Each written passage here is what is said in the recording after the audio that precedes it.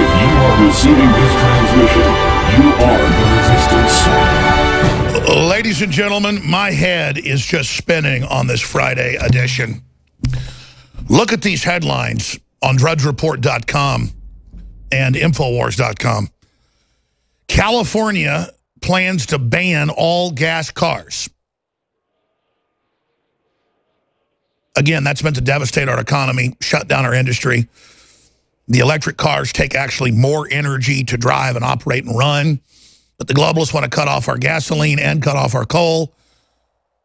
Then they can strategically manipulate through regulations and deploy only those technologies they wish to the public. It is a new dark age they're creating. Meanwhile, there's another story on Drudge Report. Antifa plans civil war to overthrow government. And this isn't our words. This is video that Steven Crowder's undercover journalist got, going the direction of the wonderful folks at Project Veritas, which, by the way, that's the direction we're going as well. Just going to let you know that on record. And public video and their own statements. And remember, a month ago, we had Mr. Hagman on. Doug Hagman, and he said, we're doing what Veritas has done. We have embedded off-duty and retired police officers and private detectives going to these meetings across the country, and they're handing out AK-47s, shanks. They're planning their attacks on public officials, police, and they're planning the attack coming up the next few months. Well, now we know the date. It's November 4th, and we have the videos. And we don't just have one or two. They're flooding in. I can't even watch them all.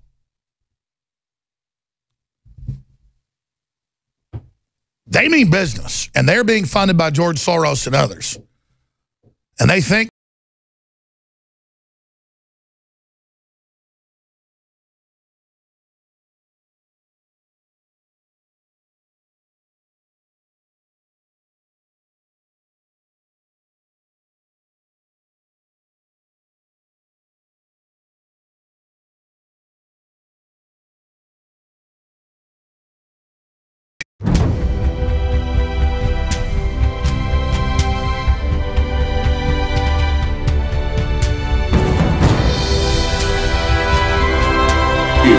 receiving this transmission, you are the resistance. Ladies and gentlemen, my head is just spinning on this Friday edition. Look at these headlines on drudgereport.com and Infowars.com. California plans to ban all gas cars. Again, that's meant to devastate our economy, shut down our industry. The electric cars take actually more energy to drive and operate and run. But the globalists want to cut off our gasoline and cut off our coal. Then they can strategically manipulate through regulations and deploy only those technologies they wish to the public. It is a new dark age they're creating. Meanwhile, there's another story on Drudge Report.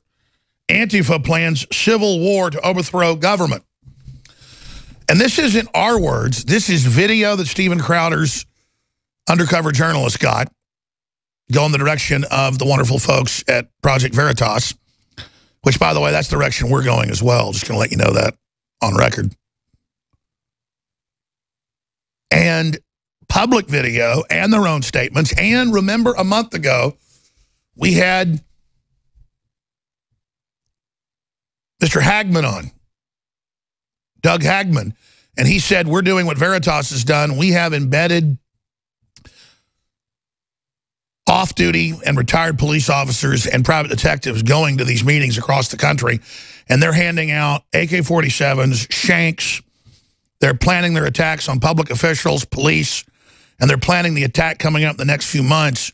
Well, now we know the date. It's November 4th, and we have the videos. And we don't just have one or two. They're flooding in. I can't even watch them all.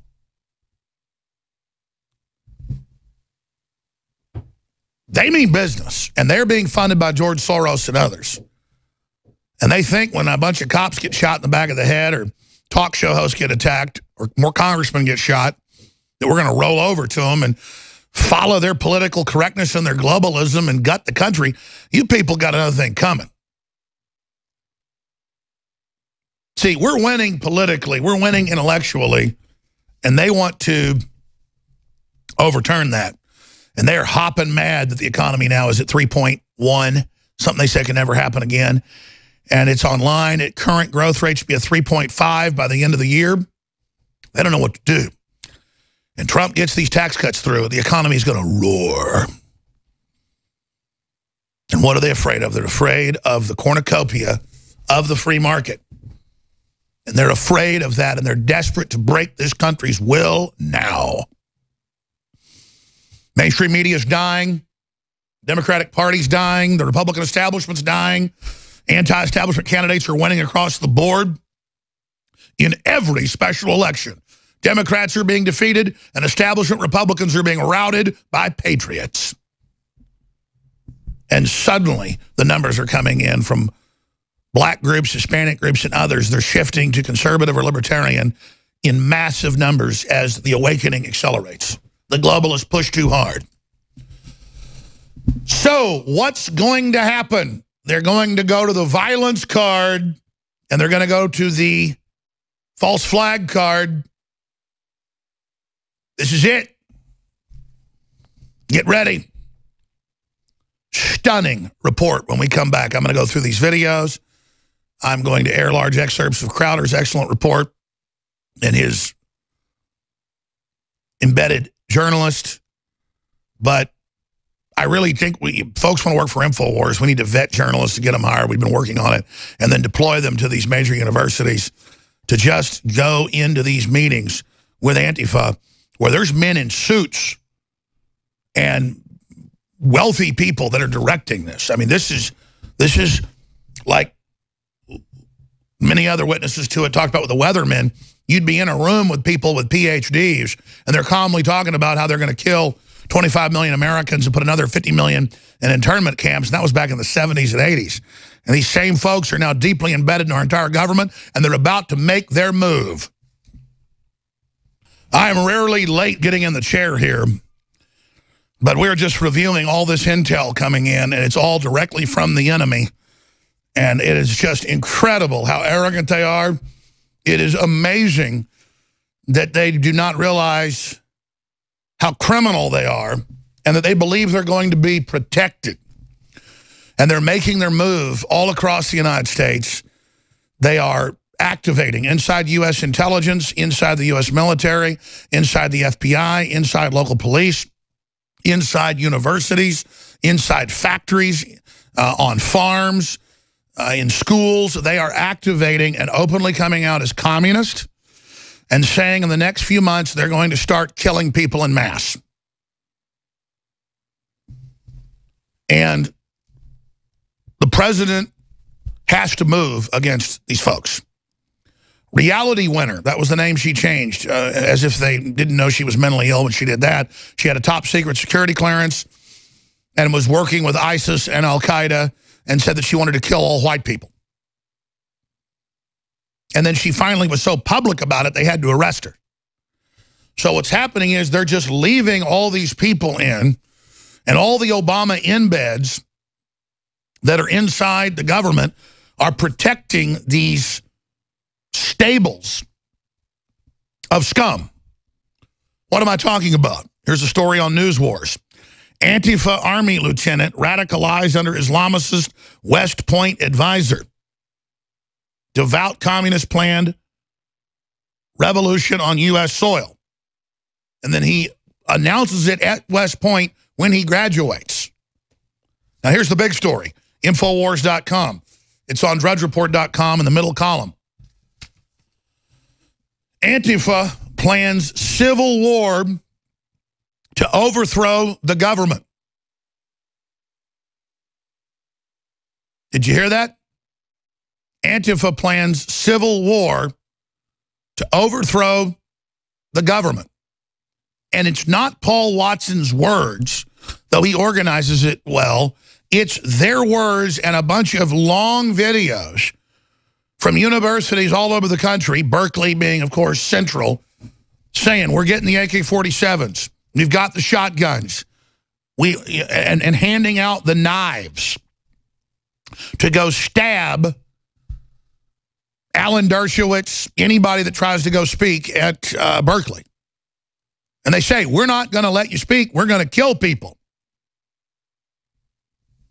It's not enough to walk up and hit women in the head with bike locks, or men in the head with bike locks, who just are randomly walking by. But if you look clean cut, got a book bag on your back, you're on a bicycle, you don't have devil tats all over you, you're going to get hit in the head, you're going to get shanked. If you're white, by white people. They're almost all white people. And they want to signal how much they hate white people, so that's why they've got professors and everybody else from Baylor University at college, right here in Texas, at Waco, to Berkeley in San Francisco. They're the radicalizers standing up saying whites need to be genocided. Whites are inherently evil. They must be dealt with. And they are totally full of themselves and completely and absolutely violent. Now, remember who was on almost a month ago, it was 3.5 weeks ago, we're getting the video, Doug Hagman, and they've launched a Project Veritas type operation. And he said, we have detectives and retired police and others inside meetings in San Francisco and other areas, and they are there saying to the world that they are preparing a violent overthrow sometime in November, October. Now, why do you think the communists are suddenly uncloaking themselves? Because after growing under the floorboards, they want to look like a legitimate government when they take over and when they call for the racial war and when they call for the uprising. This is a playbook, and it's from them. They're saying this is happening, and they're being allowed to prepare and gear up for it. What will it be in a month?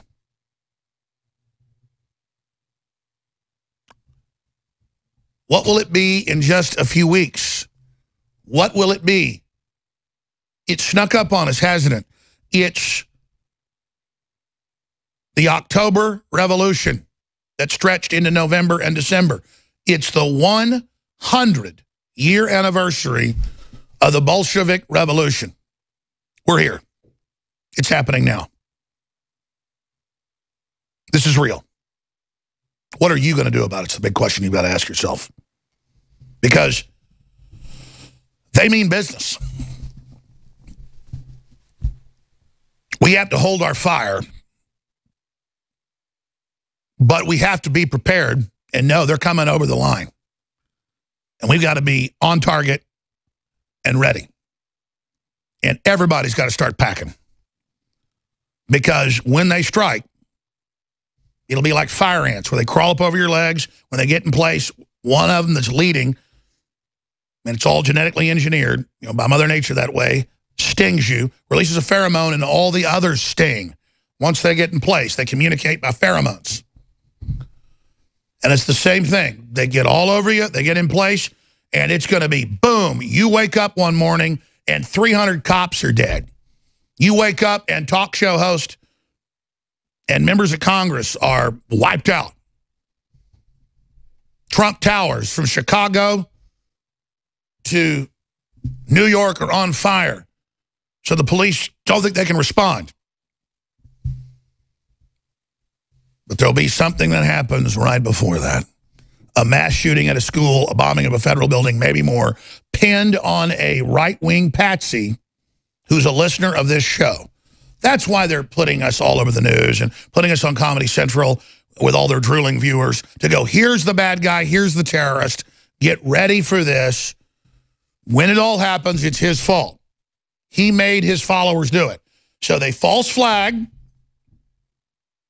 and they'll blame Alex Jones and Donald Trump and Matt Drudge and Rush Limbaugh.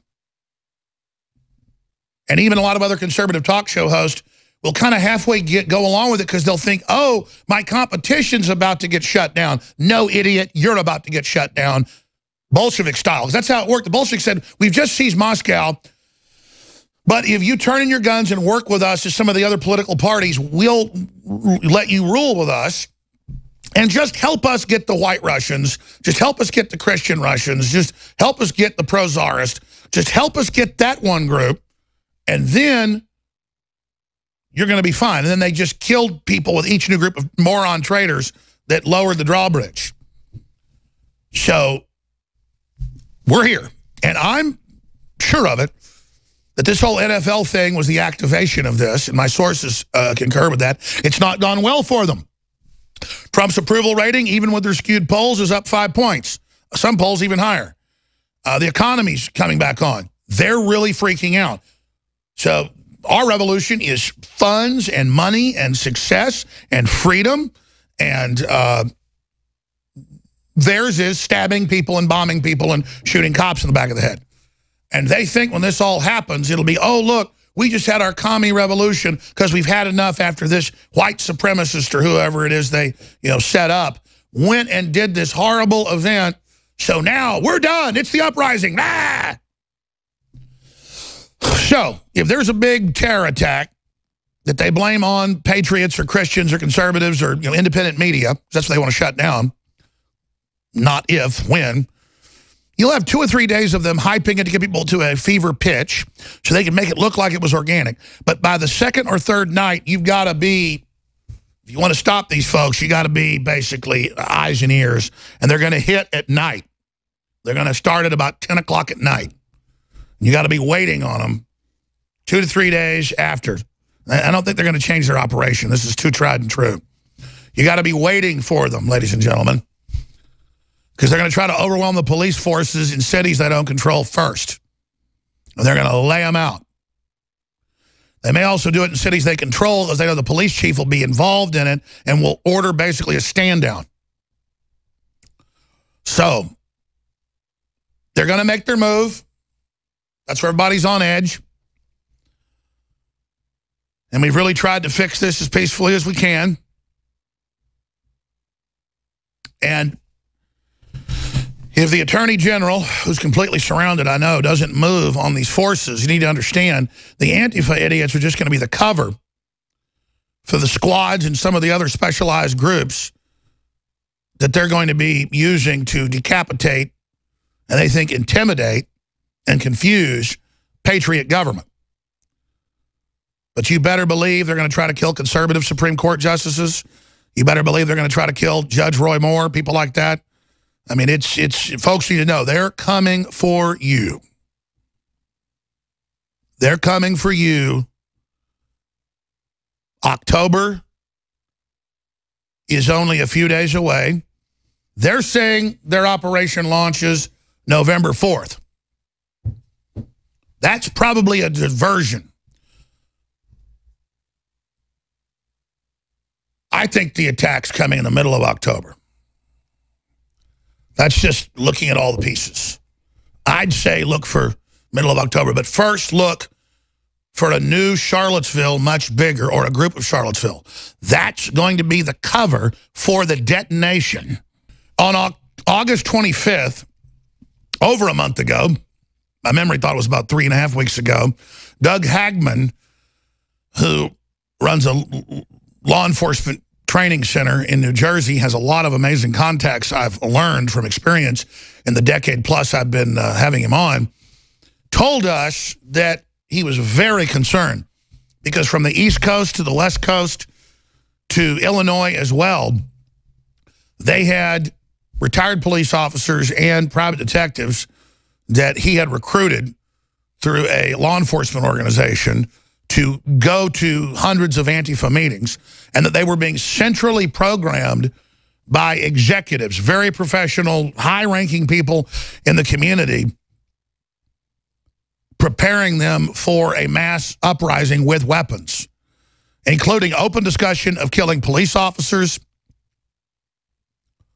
open discussion of overthrowing government. Hashtag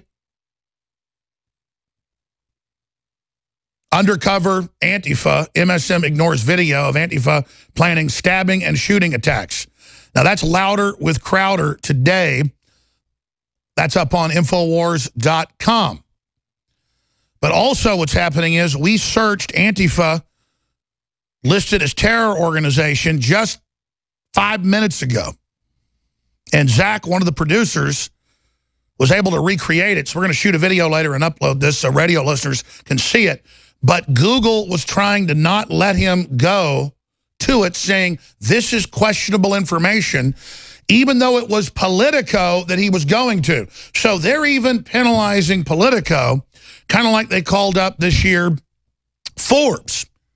Google executives called them, and I've gotten Google calls before. As soon as I didn't play ball, I couldn't talk to their vice presidents anymore. I never did play ball.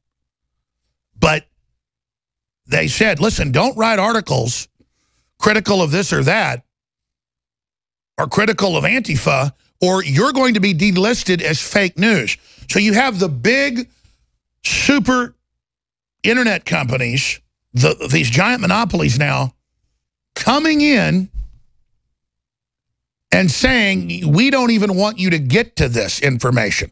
Now, they said they were going to start doing this to restrict fake news or to tell you, hey, this is questionable content. It's not like you're on your phone and then ask, put in this number so we know you're a human, not a bot. It's beyond that. It's keeping you from sharing virally and quickly even the links. There it is. Google and Facebook take aim at fake news sites. And so I guess that's Politico and the London Independent now. No, they're going to cover for Antifa just like they did in the Arab Spring, covering for Morrissey overthrowing the government, killing hundreds of thousands of people. They're going to protect it during the October Revolution 100 years later, but this time in America. And then I've got the clip from Doug Hagman in late August saying, we have our sources, they're embedded, we have this. It's been given to law enforcement. And I now know he had this info and gave it to law enforcement and gave it to media. They wouldn't run it. Same thing with Veritas. Same thing with the great folks over at Louder with Crowder. That's their big report that Paul reports on today. The media had this weeks ago. Nightline, all of them. They don't want to show you people saying, we're handing out the weapons, we're getting ready to kill everybody. You're talking like real helter-skelter, Charlie Manson level stuff nationwide. Zach, tell folks what happened when you tried to visit mainstream news sites. Yes, so I was basically looking up the clip of what had happened just when the first time that CNN was starting to support Antifa, and they were trying to ask a question about what it is before they were designated as a terrorist group. And I remember in New Jersey, the Department of Homeland Security, I believe, was the one who did it. So I went to go look it up on Google, and I got a capture warning by Google basically saying, hey, there's some unusual activity on your Google searches. Please verify if you are a robot or not. So it was very bizarre. And that's on a desktop computer. We're going to recreate that because it also happened to Allie earlier today. Wow, but boy, was Hagman a month ago not dead on? No, he was absolutely dead on. He's been pretty weird. I mean, there's been a lot that's been coming out slowly and subtly. And, Hagman's had a lot of good people he's been connected to that has been inside, that he has talked to. That I think the last time he was on, he was showing documentation that he had gathered based on just meetings that they were having, just in terms of just planning massive group rallies to block the cops from getting any support to right-wing activists or people during any of the rallies or anything like that. It's incredible, and planning violence. We'll be back with that clip. Ladies and gentlemen, we are back live. And you notice I'm coming back into breaks a little bit late today because behind the scenes, a lot is going on. A lot of intel is coming in. If you just joined us, Antifa plans civil war to overthrow the government. That's on drudgereport.com today, right in the middle column. It's also on newswars.com. It's a Paul Joseph Watson article. We're going to get to that in a moment. You've got Steven Crowder's undercover folks getting video. You've got the people at Veritas getting these similar videos. You've got our camera crews getting these videos out in the open. They're saying this. We have a flood of Antifa saying they are preparing with weapons, knives, guns to kill conservatives, patriots, and white people en masse. And ladies and gentlemen, when you go look at these crowds or these videos, 90% of the people are white. I don't want to demonize white people. I don't blame any group for what other people in the group do, but it's a fact that it is weird social justice warrior crazed, self-hating white people that are trying to ignite a race war in America. Now, here is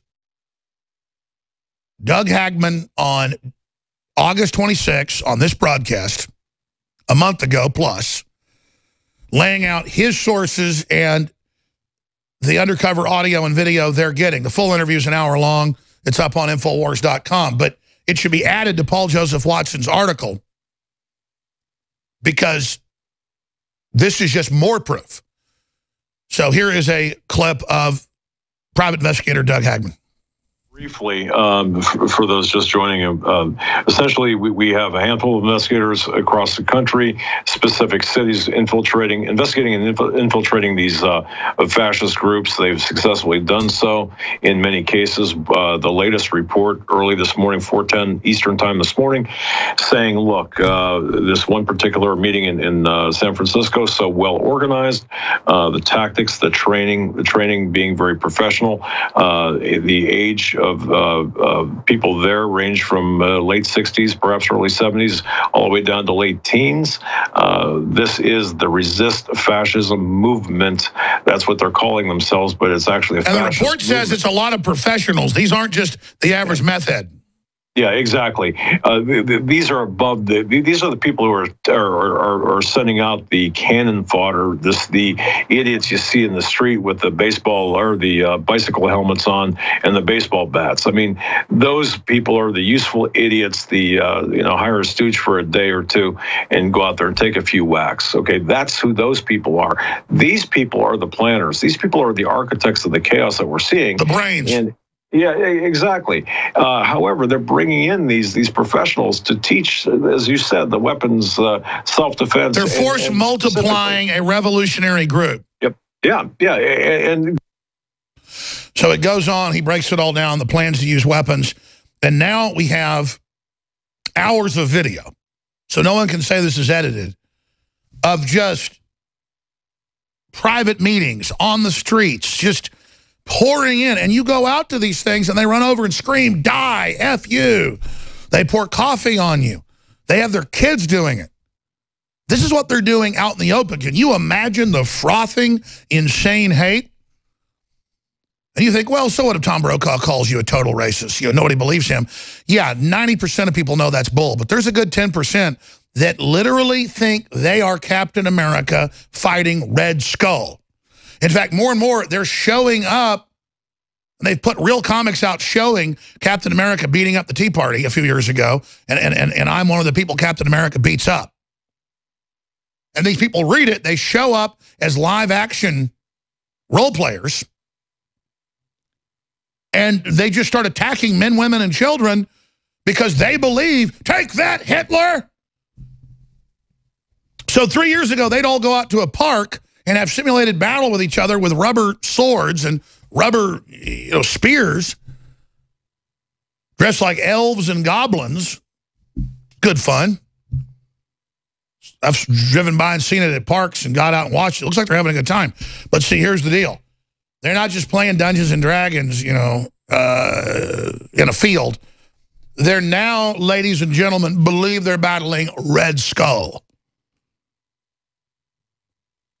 Now, we can make jokes about the chirping goblin that attacked me, and the media even tries to spin it. Oh, it's fake. Oh, Jones just goes out there and it just happens. I shot more than 20 videos on the streets of Seattle when I was there for a week. I shot them live. A lot of you watched them. Every time I went out, somebody said, F you, or got in my face or threatened to attack me. One time when the camera wasn't rolling, I walked out of a restaurant, and a guy acted like he was going to hit me with his Range Rover. I had to jump out of the way, and I thought, did that guy try to just hit me? He rolls the window and goes, F you. And I couldn't help it. I just said, man, get out of the car. He goes, he thought he was real tough. I said, just get out. Just go ahead. So, he was against folks with tats. He had big muscles and tats all over him. He was going to show off. I said, you're a coward, thug, punk. Just because of your politics on the yard, you're not going to get out of that car. So I said, get out. And say that to my face right now. So he drove down the street while I was walking, calling me all these names, calling me gay. Oh, I thought you're so liberal. Oh, Alex is gay, so let's put him down. He called me the pejorative terms. And, of course, my response to somebody does that's always say, I'm a Russian agent, yeah. Or you say I'm gay? Okay, yeah, I am. You say I'm Jewish and that somehow is bad? Okay, I'm Jewish. Then let's just move forward. I'm not Jewish. It doesn't matter, though. I'd be proud if I was. I'm going to go to Israel. I want to see Israel. They're going to say I went there to get my orders. You know, I can't live in this world of these mentally ill people where they want to dictate and try to bully me into submission. I'm not going to sit there and go along with it. But I'm digressing. They're planning a civil war. They're pushing it in the NFL. This is all being directed, and they want to make it racially based, where if you're not a liberal, that means you're a Nazi, so you deserve to be beat up, you deserve to be fired, you deserve to be thrown out by your landlord, you deserve to be killed. It's called a cultural revolution. It's a Mao model. You go to UT, where they have the Red Guard that openly march with AK-47s in Austin. And they've told me to my face, you wait till the revolution starts, you're dead, Jones. And they've been beavering away behind the walls like termites forever. And now they're just spilling out. Imagine you are an officer, just graduated from Army's West Point. And at graduation, you have a hat saying communism will win. They've got the big banks. They've got the mainstream media. They've got everything. And they believe they're invincible. And that's why they're coming out in the open, because they're getting ready to D-Day. They're getting ready to launch their attack. Antifa Army Lieutenant radicalized under Islamist's West Point advisor. Dan Lyman, newswars.com. What an important article. Devout communists planned revolution on U.S. soil. He's saying violence. We're going to kill people. We're getting ready to do it. He's prepared to lead the attack. He's wearing a Che Guevara shirt underneath his dress uniform. And he was taught this at West Point. A U.S. Army lieutenant exposed himself as a radical communist on Twitter last week, prompting a firestorm in the new media and the deep dive into his background, revealing that he was closely mentored by an Islamist professor. Look at the former CIA director. Look at the former intelligence director. All of them are Wahhabists. You can't make this up. Sorry. A deep dive into his background, revealing that he was closely monitored by an Islamist professor at West Point. Infowars was one of the first to break the story of Second Lieutenant Spencer Rapone, who posted photos of himself in dress uniform, flashing a sign that read, "Communism will win," and proudly bearing a Che Guevara shirt beneath his military jacket, even though Che Guevara said Mexican Indians were cockroaches. Rapone is now under a former military investigation, but not for what he was wearing. The stuff on his Facebook says the violence is coming, get ready. We're going to kill capitalists. It has been discovered that Rapone's cadet advisor was Dr. Rashid Hossein, a man with whom Rapone grew close. Ugh. They reportedly traveled to India together. Oh, good Lord. According to examinations of Rapone's online history, his metamorphosis into an anti-American revolutionary appears to sync with the development of the camaraderie with Hossein. I can't read anymore. Go read it for yourself and see all the evidence. It's up to you to get this out. And this is just a snapshot of one of these roaches, one of these termites coming out in the light. Little arrogant demon. Talking about how much he hates America, how much he wants to walk around in our blood. You know what really isn't good about this is that these people aren't even worth fighting, except we have to. But I mean, if it comes to a shooting war, it's like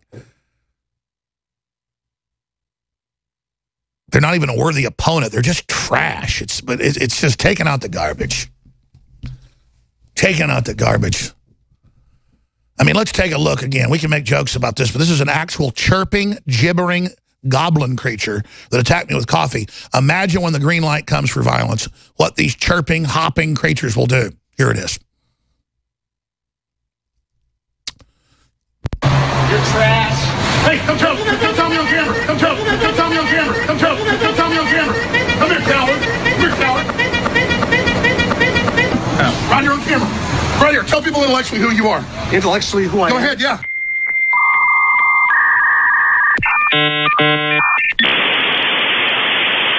Yeah. I'm your mama. I'm your mama. Mission failed. We'll get them next time.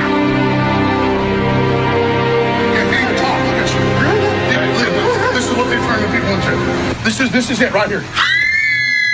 Literal slave of the system. Yeah, can't even talk. Look at you. Hey, this is what they turn the people into. Love so hard to find. Literal slave of the system. See that? That's who they are. Look at the slave.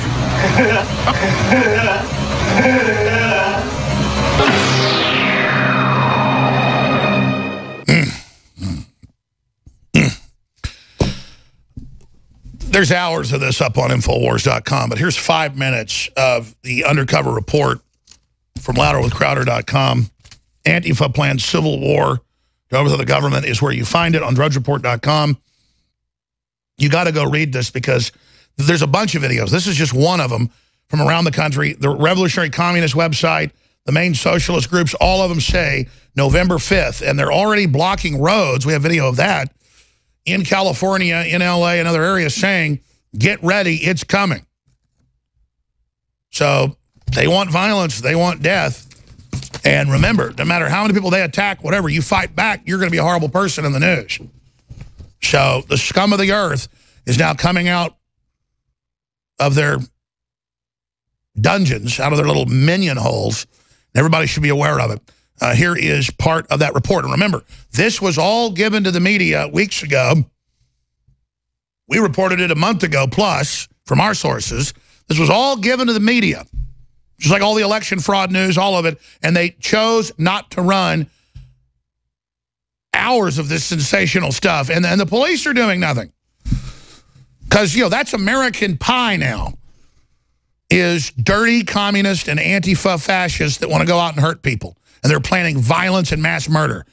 See, nowadays, Charlie Manson wanted this back in the 60s.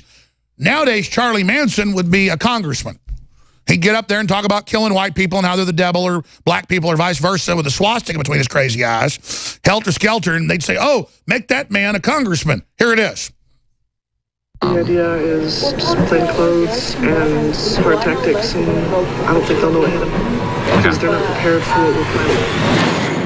Here, you're gonna take the knife. How much In order to get in with the Antifa crowd, we had to infiltrate their private groups. After news broke that they were officially classified as a domestic terrorist organization, they pulled everything in much closer to the chest. They started vetting people, becoming paranoid about spies. They demanded we meet with them in person, installing a cryptic messaging app onto our phone, which they used to organize. So I just met with the guy, and he installed a super secret encrypted messenger app on my phone, and they immediately took roll call, using all pseudonyms such as Firebird, Ski Mask, Xavius.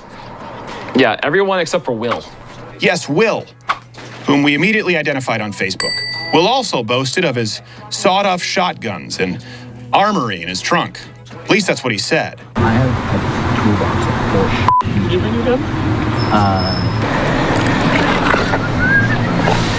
I have, like, on the border between just a regular rifle and an assault weapon and a sawed-off style shotgun. Shit is the thing. Yeah, like supplies, last ditch here. blue Subaru with a dent on the side, on the driver's side. That's mine. So remember, just as the local authorities will remember, this is Will. What happened to you, Will? And then I've got a handgun. Yeah, we got 2 AKs coming. If you go down to like the military surplus store, the Navy surplus store, whatever, you can get like a K-bar for like $30-40, and it's just a combat knife. It's a fixed blade, 5 inches or so, but it's just you strap it on your leg and you're good to go. I mean, this one's like tiny, so you have to really stab them. Shit is the thing. Yeah, like last ditch is gonna be blue Subaru. lure them down here. Whoa, whoa, whoa, hold. Luring people to their cars with sawed-off shotguns and handing out knives and shivs. This went far beyond a goof, and we needed to get Nake Jared out of there.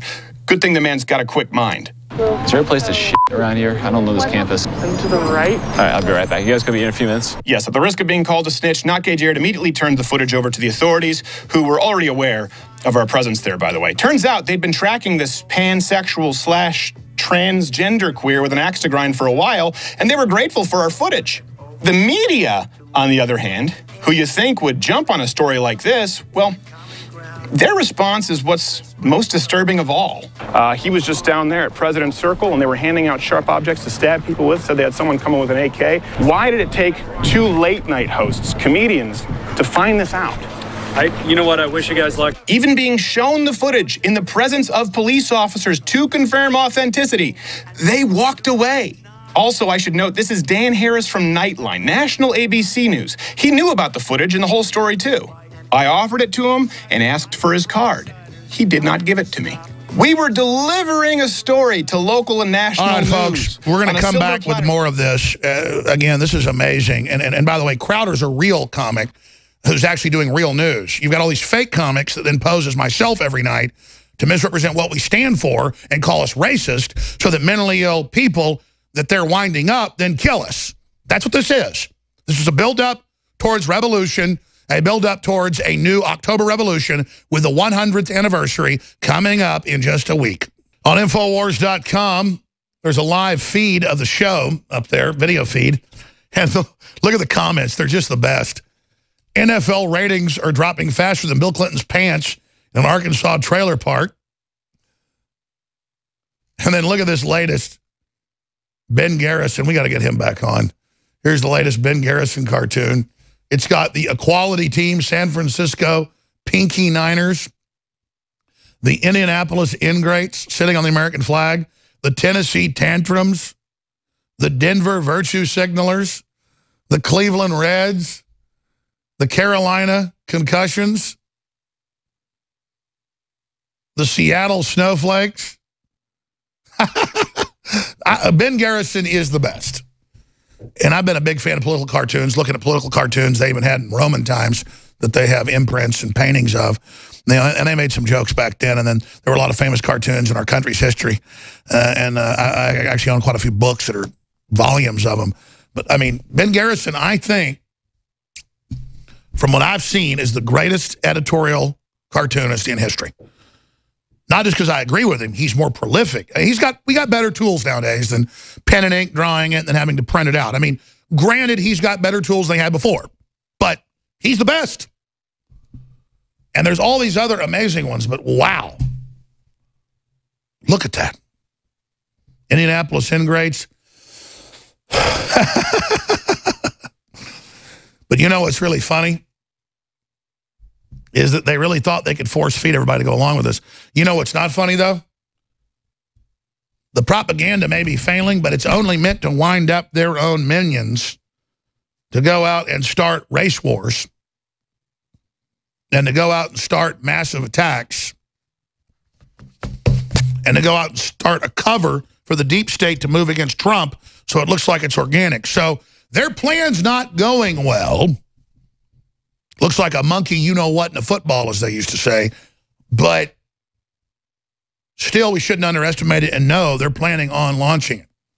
Because it's not just idiot, college folks that'll sit there and talk about how they're going to have got knives and weapons. It's our reports from folks embedded that it's far more than that. They are talking about stabbing people and it's happened. The issue is they're trying to foment it as the cover. I'm not saying that they could actually overthrow the country, but they're used as the cover. This is a breaking report, Fox News. Trump delays Air Force One to call officer injured in motorcade crash. An officer got hit. President Donald Trump delayed Air Force One's departure from Indianapolis on Wednesday until after he was able to talk with the motorcycle officer who crashed in the motorcade to the airport. Initial report said Trump called the officer during the flight back to Washington, but the Indianapolis Metropolitan Police tweeted Thursday the president delayed the flight. And the thing is, every time he does this, the media says either he didn't do it or he didn't care. Most of the time, you don't know when Trump does stuff like this, the personal touch. The point is, Obama didn't used to do stuff like this. I mean, he wouldn't even visit a hurricane hit area. Hillary wouldn't even do it. And then they'll go, oh, but you didn't go to Puerto Rico and you didn't send help when he had sent help. But granted, the military is completely, Florida alone has it overtaxed. Texas, you don't hear about Texas anymore. Mexico's been hit by all these earthquakes. They couldn't send help anymore. Puerto Rico is a possession of the U.S. It's totally covered in water, basically, still in many areas, and has no power. What are you going to do? That's why civilization's so tenuous. And if we have a civil war or something along those lines or a depression, 90% of people lived in rural areas in the Great Depression. Look it up. And about half of those were self-sufficient. So about 45% of folks were totally self-sufficient. Now it's less than 5%, and 10% live rural. The numbers are basically flipped. You have a real depression, it will be a meltdown, crazy time event. Think about that. Think about that long, think about that hard, and why we should all be trying to prop civilization up while at the same time trying to get something ready. Early on a freezing cold morning in 1776 in Philadelphia, a 47-page booklet was published that would go on to change world history. The publication was called Common Sense, and its author was Thomas Paine. The pamphlet contained clear truths, clear to all right-thinking, rational persons, and the common sense uniting them into a useful whole. Like that powerful expression of American consciousness, today we need another jolt of common sense, this time in business. Today, responsible, purposeful business leaders are taking up this mantle and laying claim to the phrase common sense business. This book is about restoring faith in the market and wealth creation. It sets up a dramatic tension and then promises the reader a better way. The true secrets to enduring success. And it does it from real life using dramatic case study examples. Will you join all those who are showing us how, why, and where common sense business is being executed? More importantly, do you want to know how you can do it too?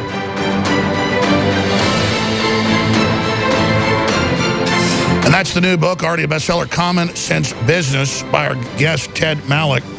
And again, Ted Malloch's one of those names. I remember 20 years ago going, look at the globalist at the Aspen Institute. And look, he's one of the executive board of the World Economic Forum. But a lot of people have been in that system trying to promote Americana, trying to promote free market. And for over a decade, he's been one of the main leaders helping really expand the amount of people in the establishment, you could say, that realize the way globalism got set up is dead on arrival. You've seen Peter Thiel and many others say the tide is going out on globalism because it was authoritarian, it was crony capitalist, it was centralized, and it was greedy and wanted to create austerity for other groups and peoples to consolidate control, to create a world of renters instead of a world of owners. They could have ruled the world. They were in the position to do it. They were already doing it. But they killed the golden goose. That's my perspective. But it's great to get Ted Malloch on with us, tedmalloch.com. I'm not going to go over his entire bio and all his best-selling books, and top advisor to top companies and CEOs, and again, served as the executive board of the World Economic Forum. That's the most important meeting in the world. I mean, it's like a public Bilderberg meeting. Bilderberg itself is, even according to Ted, is just a joke these days. And of course, he's been a senior policy position in the U.S. Senate Committee on Foreign Relations in the U.S. State Department. I'm not going to go over his PhDs and all the books and the rest of it, and how he is the spiritual enterprise research. He is the research professor at Yale University. He also co-directs the project Practical Wisdom for Management for the spiritual and philosophical traditions, along with the, I'm not going to go over all the rest of it from Yale. The point is, he knows all the big kingpins, and he's here telling you that globalism is falling apart. So what are the globalists doing right now then? Trying to create racial division, trying to create divide and conquer, trying to kill nationalism that's springing up from Catalonia to the United States, from Brazil to the Middle East. Why are they trying to kill organic free market awakening when that's what's always made us all wealthier, happier, and better? I mean, they admit many of their elite publications they're losing and that there's a total reversal. So why are they doubling down? Or am I wrong? Well, it's great to be with you, Alex, and to see you even from over here across the ocean. I wish I could be with you physically in Texas, but this is the next best thing, technology and the wondrous technology. You are so right, so spot on. I said you know, a few months ago that Davos man is dead. He's certainly dying, and we have to put some nails in that coffin. Peter Thiel, who you mentioned, says the tide of globalism is going out. So you see all over the world, and I was really excited about Trump's speech at the UN, where he talked about national sovereignty literally, I think, 17 times in that one speech. The world is moving back. The pendulum is swinging back to free peoples and to the nations in which they participate. Wow. So, from your own words, instead of me asking my obnoxious questions, where are we historically? How did we get there? Where are we going? Who are the players? What's this going to look like? Well, I think we're in the throes of the storm. So by no means is this a determined, reality. We don't have the next world yet. I think we're in a throe of great change.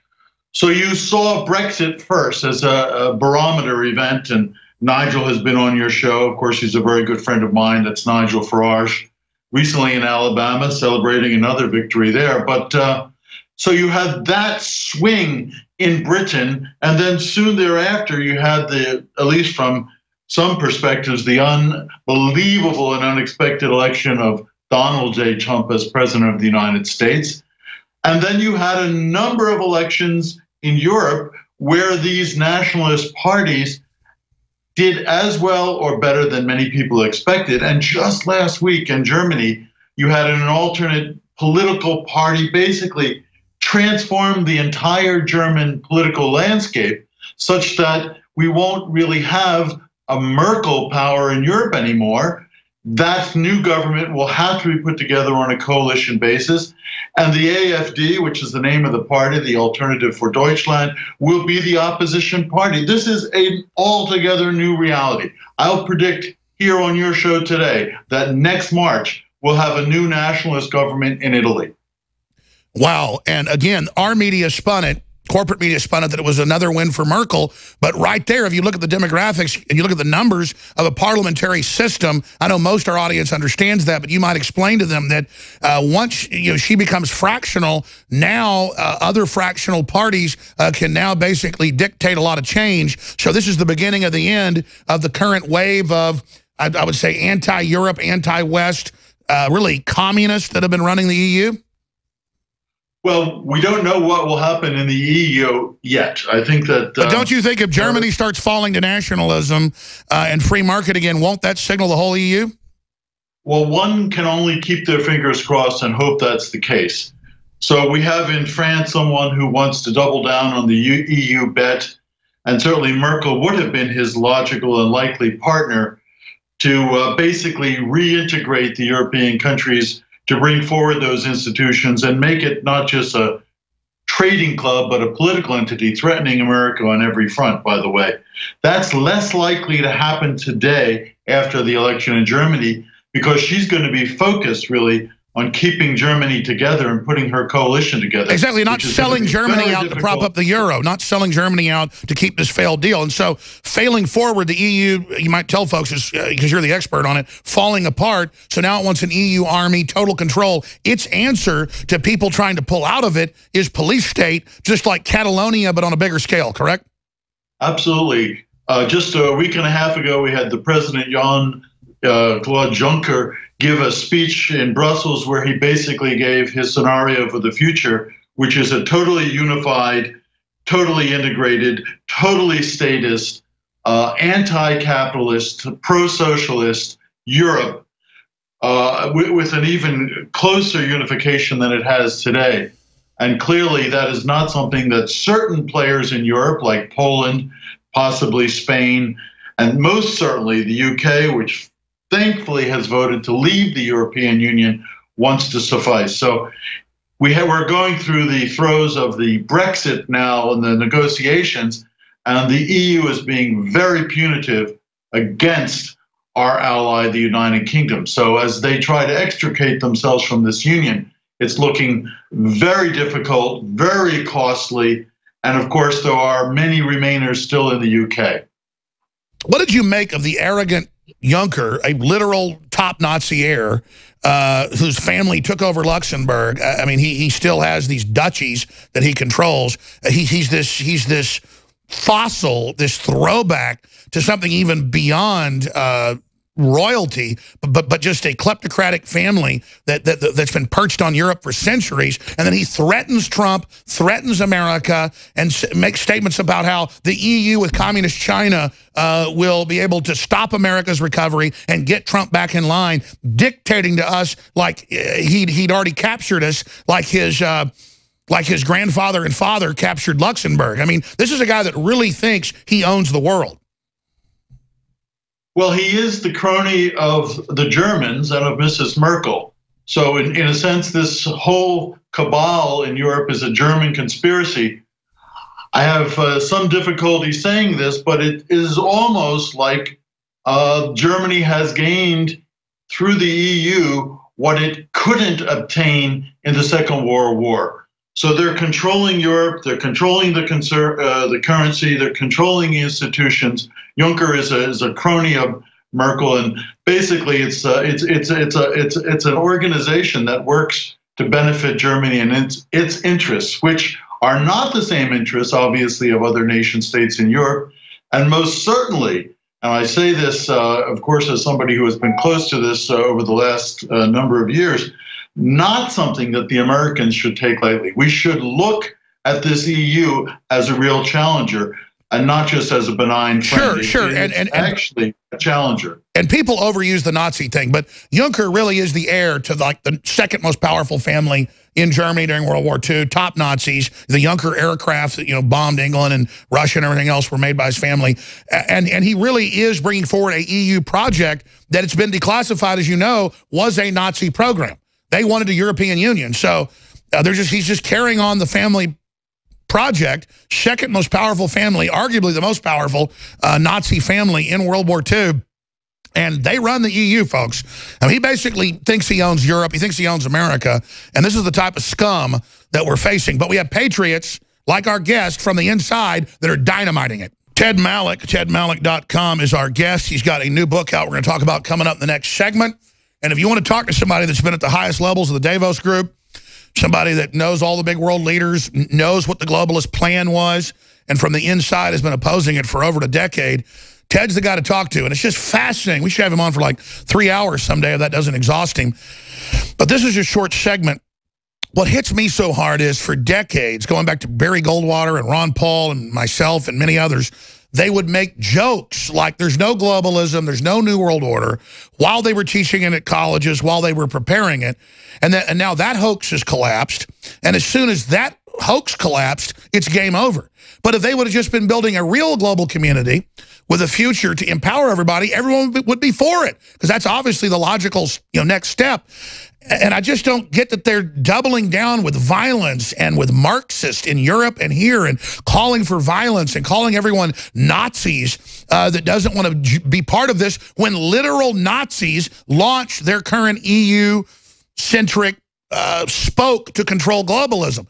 So bottom line, there's a fight over who controls globalism. There's globalism, the economy that exists already. Then there's globalist, two separate things in my view. But it's just such an amazing time to be alive and to realize, as you said, this is the beginning of the renaissance or the break away from it. I guess my question or my rant is this: can they still defeat us? Are we being arrogant about the total tide shift? What are they planning from your best research? Well, I don't think they're sitting on their hands. I think they have every intention to try to defeat us. You see that on the streets. You see that in the media. You see that in certain corporations who are captive to these globalists. So I don't think by any means they're going to go away, as Steve Bannon says, without putting up a fight. So we have to be equally adept in actual street fighters and take them on. And I think that we've been doing that, and it scares the bejesus out of them. Okay, I've been asking the questions. We got a few minutes left in this segment. We'll get into your book in the next. But what else is big on your radar as we see the collapse, the capsizing of globalism? Well, I think that you see them trying to take over all the institutions, of course, of our civic life. whether it's the schools, whether it's the culture, whether it's the media. I obviously spend most of my time with corporations as a corporate strategist. They've actually had an attempt over the last 20 odd years to have globalists as CEOs of all these companies, or many of these companies, such that they then have transnational corporations who have no attention then to the places where they do business. They're bigger and stronger, and in their views, better than the people who inhabit those places. So really a corporate coup through corporate governance, but not to even empower free market. What would you call the system they were building? Kind of a technocracy where they're exempt from the socialist hell they put us under? Well, they are elitist in every sense, and some of the rules that they make, they don't want to be bound by themselves, a little bit like the U.S. Congress. But yeah, they've built a system where they can fly around on their private jets and at the same time talk about climate change, and at the same time basically form a kind of crony capitalism, pretending to be philanthropists, giving away other people's money. So it's a very nice lifestyle. Basically, they're a bunch of crooks that have bought off the establishment media and build themselves as angels. And that's why people like you, Alex, are so dangerous, because you expose this. You and Drudge and all the other people on this side of the equation, and people who are, in fact, trying to defend free market capitalism, those people actually have to continue to make this case. And we have to, and I think there are more ears listening to what you're saying day in and day out. Common sense business. We're going to break, but I certainly want to read this book. Just in 40 seconds, why have you become, in the last 30 years, behind the scenes, one of the top corporate advisors in the world? Well, I like to think that I'm trusted by people with some analytical capacity, some good character, and some ideas that actually have come to fruition. But I frankly have had the good luck and good fortune to be at the right place at the right time, and I've had very good mentors, and I would like to say God has been on my side. I certainly don't want to be on the side the globalists are on. What a sad group of people. Boy, I tell you, we're going to talk about it all. The book, take a few of your phone calls with Mr. Malik straight ahead. I'm Alex Jones, Infowars.com. We'll be right back. I remember it was probably a year ago or so, Dr. Jerome Corsi, who's got a bunch of #1 best-selling books and has a lot of great connections, a great guy, really hard-working fella. He's the reason Trump even found out about Arpaio and he got the pardon. Was, of course, he wrote articles that Drudge picked up. He said, yeah, I want to get Ted Malik on. And you know, big heavy hitter, advising corporations and part of the Davos group and all the rest of it. He's been fighting globalism from the inside for a long time. And I remember going and looking on Ted Malik. I mean, that's the guy that like ran the big, what was it, Aspen Institute, and was one of the main members, organizing Davos that became the most powerful group in the world and connected to all the big heavy hitters. And I knew he'd always promoted free market and stood up for American sovereignty. I knew there were good people in the system. Because as we really begin to win, folks, we have to understand we're going to have a lot more folks in the system that once they're able to really stand up and do more are going to appear. We're also going to see people who we think are our friends that are going to turn on us because of they're being blackmailed, they're being threatened. I mean, if you knew the stuff I've been through, and I'm not complaining, I asked for this, but let me tell you, it's like a James Bond movie, except I'm not as good looking as James Bond, and, you know, I fall on my ass. I mean, the stuff they've pulled, the things they've done, and a lot of people hear that and say, oh my gosh, I better not do anything. It's fun, okay? And it's better than being a slave. But what I'm getting at here is, as we get control of the government, and as we turn the economy back around, that's we the people. As we go back to the Americana system where it's not about elitism, it's about what you actually do and what you produce and what you stand for. As we become more chivalrous again, we get ready to win, folks. This whole hoax, this whole spell we've been under is a good allegory of being under this control can be lifted, and Trump's trying to lift it. He's real. They tried to demoralize us where we believed that there was nothing real. Let me tell you, it's been patriots in the Council on Foreign Relations and in the CIA and in the big universities that have known about this, who've been getting information out forever, and that have basically made sure that globalism now is falling apart. And that's because globalism proved it was a fraud. the globalism of the globalists, not global trade or global connections or global agreements. And so this whole system of secret TPP and screwing America over and dominating the host country is now coming to an end to a great extent. It doesn't mean things are going to be perfect. We're not like communists that offer some utopia, but I'm ranting. Let me stop now. It's just that this is a big crossroads. So before you get into your book and the toll-free numbers, so you can take a few calls for Ted Malloch specifically, 800, we don't screen on there, maybe some trolls, 800-259-9231. 800-259-9231. First-time callers. Talk to a guy who academically and business-wise is at the highest levels and who has been strategically involved, according to all my sources, helping bring down this current authoritarian globalism. So you want to know who helped kick the switch? We the people, all of us together, one of the key people there helping kick the switch to reverse the tide is Ted Malloch. And we have to understand that we need to want people to come from the inside and fight it. But he didn't just flip sides the last 5 years. I learned about what he was doing 6, 7 years ago. I just didn't know how extensive it was, and that for over a decade, he's been fighting the globalist plan. But if you talk to him, he's been doing it since the beginning. So thank God we've had folks that have been inside. So can you spend a few minutes just talking about your evolution, your awakening, how they sold globalism, when you went from just being somebody working inside that structure for American values to somebody that was actively fighting against it? What was that process like? Did it happen overnight? Was it instantaneous? Or did it happen over a long period of time? Well, I think in my case, if we're talking, you know, and I have a personal memoir, so you know you can read about it in all of its grainy detail. It's called Davos, Aspen, and Yale: My Life Behind the Elite Curtain as a Global Sherpa. I basically, even as a young person and as an intellect growing up around Bill Buckley and Firing Line and National Review and the great books, was always inside the argument about conservative ideas, certainly about religion and culture, and about free market. So there was no turning point for me, no conversion. I happen to have had good fortune to be invited into a number of places that were prominent, I guess, establishmentarian. But even in those places, I tried to be, as the Bible says, light and salt, and to try to bring them into some kind of reason. That was oftentimes a frustrating experience. And there were certainly very strong countervailing forces. Sure, but as a critic, I mean, you became very, very prominent, I guess, as being a critic, which is an example to folks that are just yes men. In a world of yes men, it's better to be a critic when something's corrupt. I think you have to. Otherwise, you have no moral character, no backbone whatsoever. So you have to be able either to say no or to stand up or to criticize something, or if you're an academic. But you become more of an aggressive critic in the last 5, 6 years, just from what I've seen on the radar screen. I mean, is that accurate? It is accurate.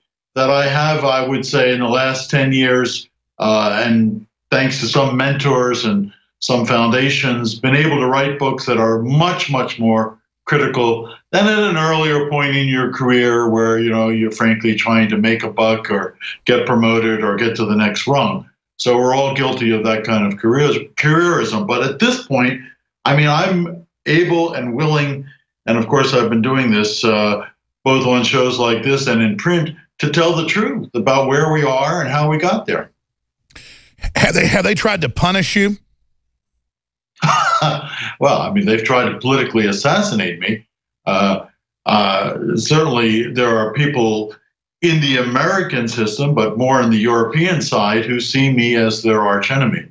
They certainly didn't want me to be ambassador for Trump in the European Union because I would have taken them on and I would have made his case. What they want, and still want, they don't have an ambassador yet, is someone who will make their case back to the Americans and to Trump, as opposed to someone who will represent the American perspective and the American national opinion in Europe. So yeah, there are a lot of forces, particularly in the media, who take us on, who try to pigeonhole us and categorize us and make us out to say things that we're not saying.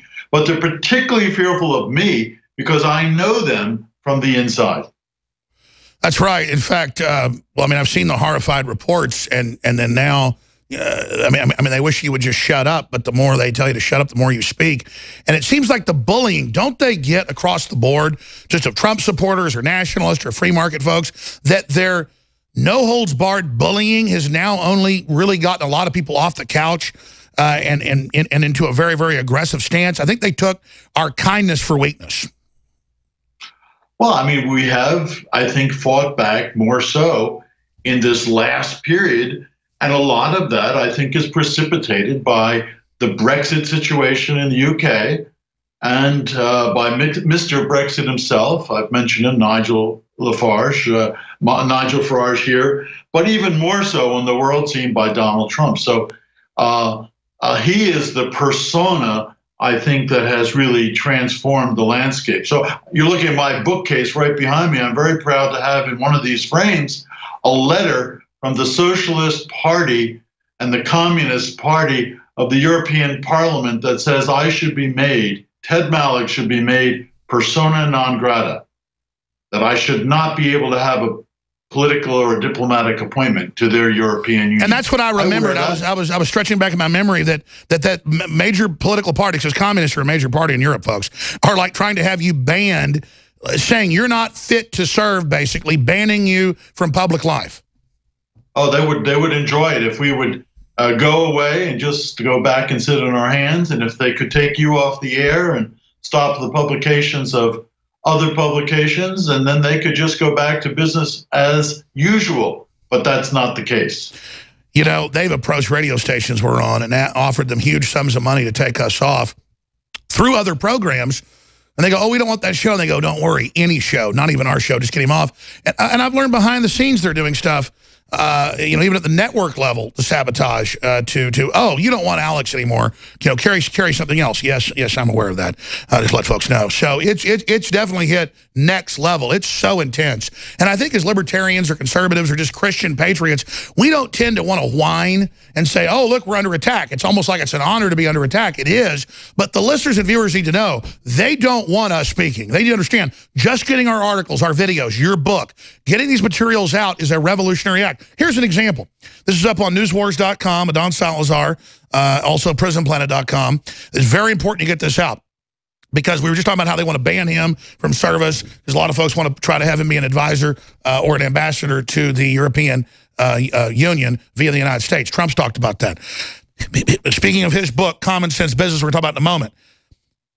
Librarian rejects racist Dr. Seuss book donated by Melania Trump.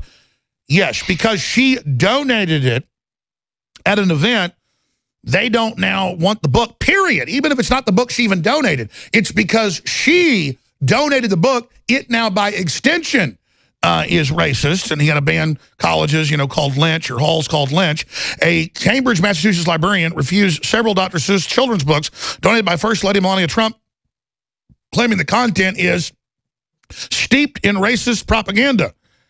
And it's, oh, the places you'll go where a bear-like creature gets to visit the world and excites kids about the future of the world. So now cartoon characters are now racist. This is mass insanity. What do you make of this, Ted Malloch?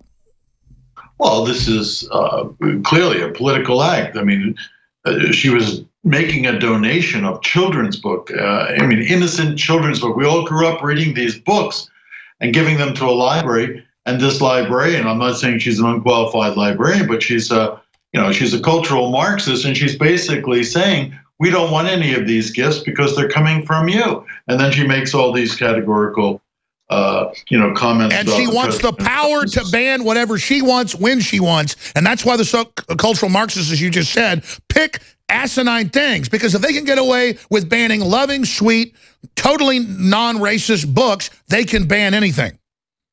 Well, and they'd love to ban my book or your book or Jerome Corsi's books or any of the books that still are being published and people need to read and young people need to get their hands on. Ted Malloch, let's talk about, and I'm going to take a few calls here, common sense business principles for profitable leadership. This is what everybody should be reading, not learning how to be an SJW, not learning how to, if people want to know how to be successful, Stop having chips on your shoulders, have good attitudes, and then learn basic systems and then apply yourself. And the world's looking for you. If you'll just be professional, nice, courteous, focused, dedicated, you won't be able to help being promoted and being successful. You agree with that statement, Ted? I do, but I think we need this kind of jolt, as I say, of common sense business today. And in the past, it came from President Reagan. Today, it's coming from President Trump. We saw yesterday the announcement of his tax plan. So we need policies, both at the national level and at the corporate level, that are prudent, principled, patient, and practical. And most importantly, and this is something we underline in this book, it's all about this, we need to let markets work. We need to defend capitalism again. Now, Ted, before we go to some more of these phone calls, I haven't read the book yet, but I love it when books have actual great video trailers. I'm excited about it because I want to learn more about business myself. I just got into business to fund my political views, so I've never really went to any official school. But now I do read a lot of the better business people like yourself, and I've learned a lot from it, and it's made us innumerably more successful. So just give us the basic gist of the book, and I want folks to know, don't think of this as too highbrow. So many people never want to read something like this and think, oh, that's not for me. The basic principles you'll learn in something like this are transcendent. So just explain to people why they want to understand business. Because even if you're not officially yourself in your own business, understanding business and how businessmen think and women think is absolutely key to success. Well, this is for all business people. It's for small businesses, medium-sized businesses, large businesses, for every sector. And frankly, for every country in the world, we need to learn how to do business on a prudent and principled basis. What we do is make this argument. We're very instructive, very informative. I co-authored this book with the former CEO and chairman of the world's largest private company, Cargill. And in the book, we give away a lot of the secrets of companies that have been very successful and very durable over very long periods of time. So on a macro level, it's a defense of capitalism. And on a micro level, it's about all these great examples of companies who have been doing it, so you can learn from those companies. Sorry, folks who don't know, Cargill is the biggest private company in the world. And I've even seen Obama's regulators circulating around that one to get their fingers in there. And again, so many big globalist corporations that own slave factories in China, you name it, they'll always social justice warrior justice signal, virtue signal, but they won't actually ever give people the tools to catch fish. They'll make you beg for fish and then maybe give you, one bite if you sell your soul. But to have Cargill's CEO giving out these mega secrets, you can see capitalism, real capitalists understand they're in a death battle with the collectivists. We've got to bring out the heavy weapons and make sure people are so successful we finally kill this vampire of collectivism once and for all. That's a big deal to have the CEO of Cargill give people the secrets because, things like that could really be used by their enemies that haven't even figured those things out yet. So business secrets are really important. And so for people to be giving away the keys to the kingdom, I think it shows that capitalism that isn't evil understands that they've got to go to the thermonuclear option. Well, we're talking about good capitalism. We're talking about the morality of the market. We're talking about how companies are extremely profitable over the long term based on these things that they do that, in fact, make them good companies. Just the opposite of what all these socialist professors have been preaching, not teaching, in business schools around the world. That's right. They want to just tear everything down and then hand it out.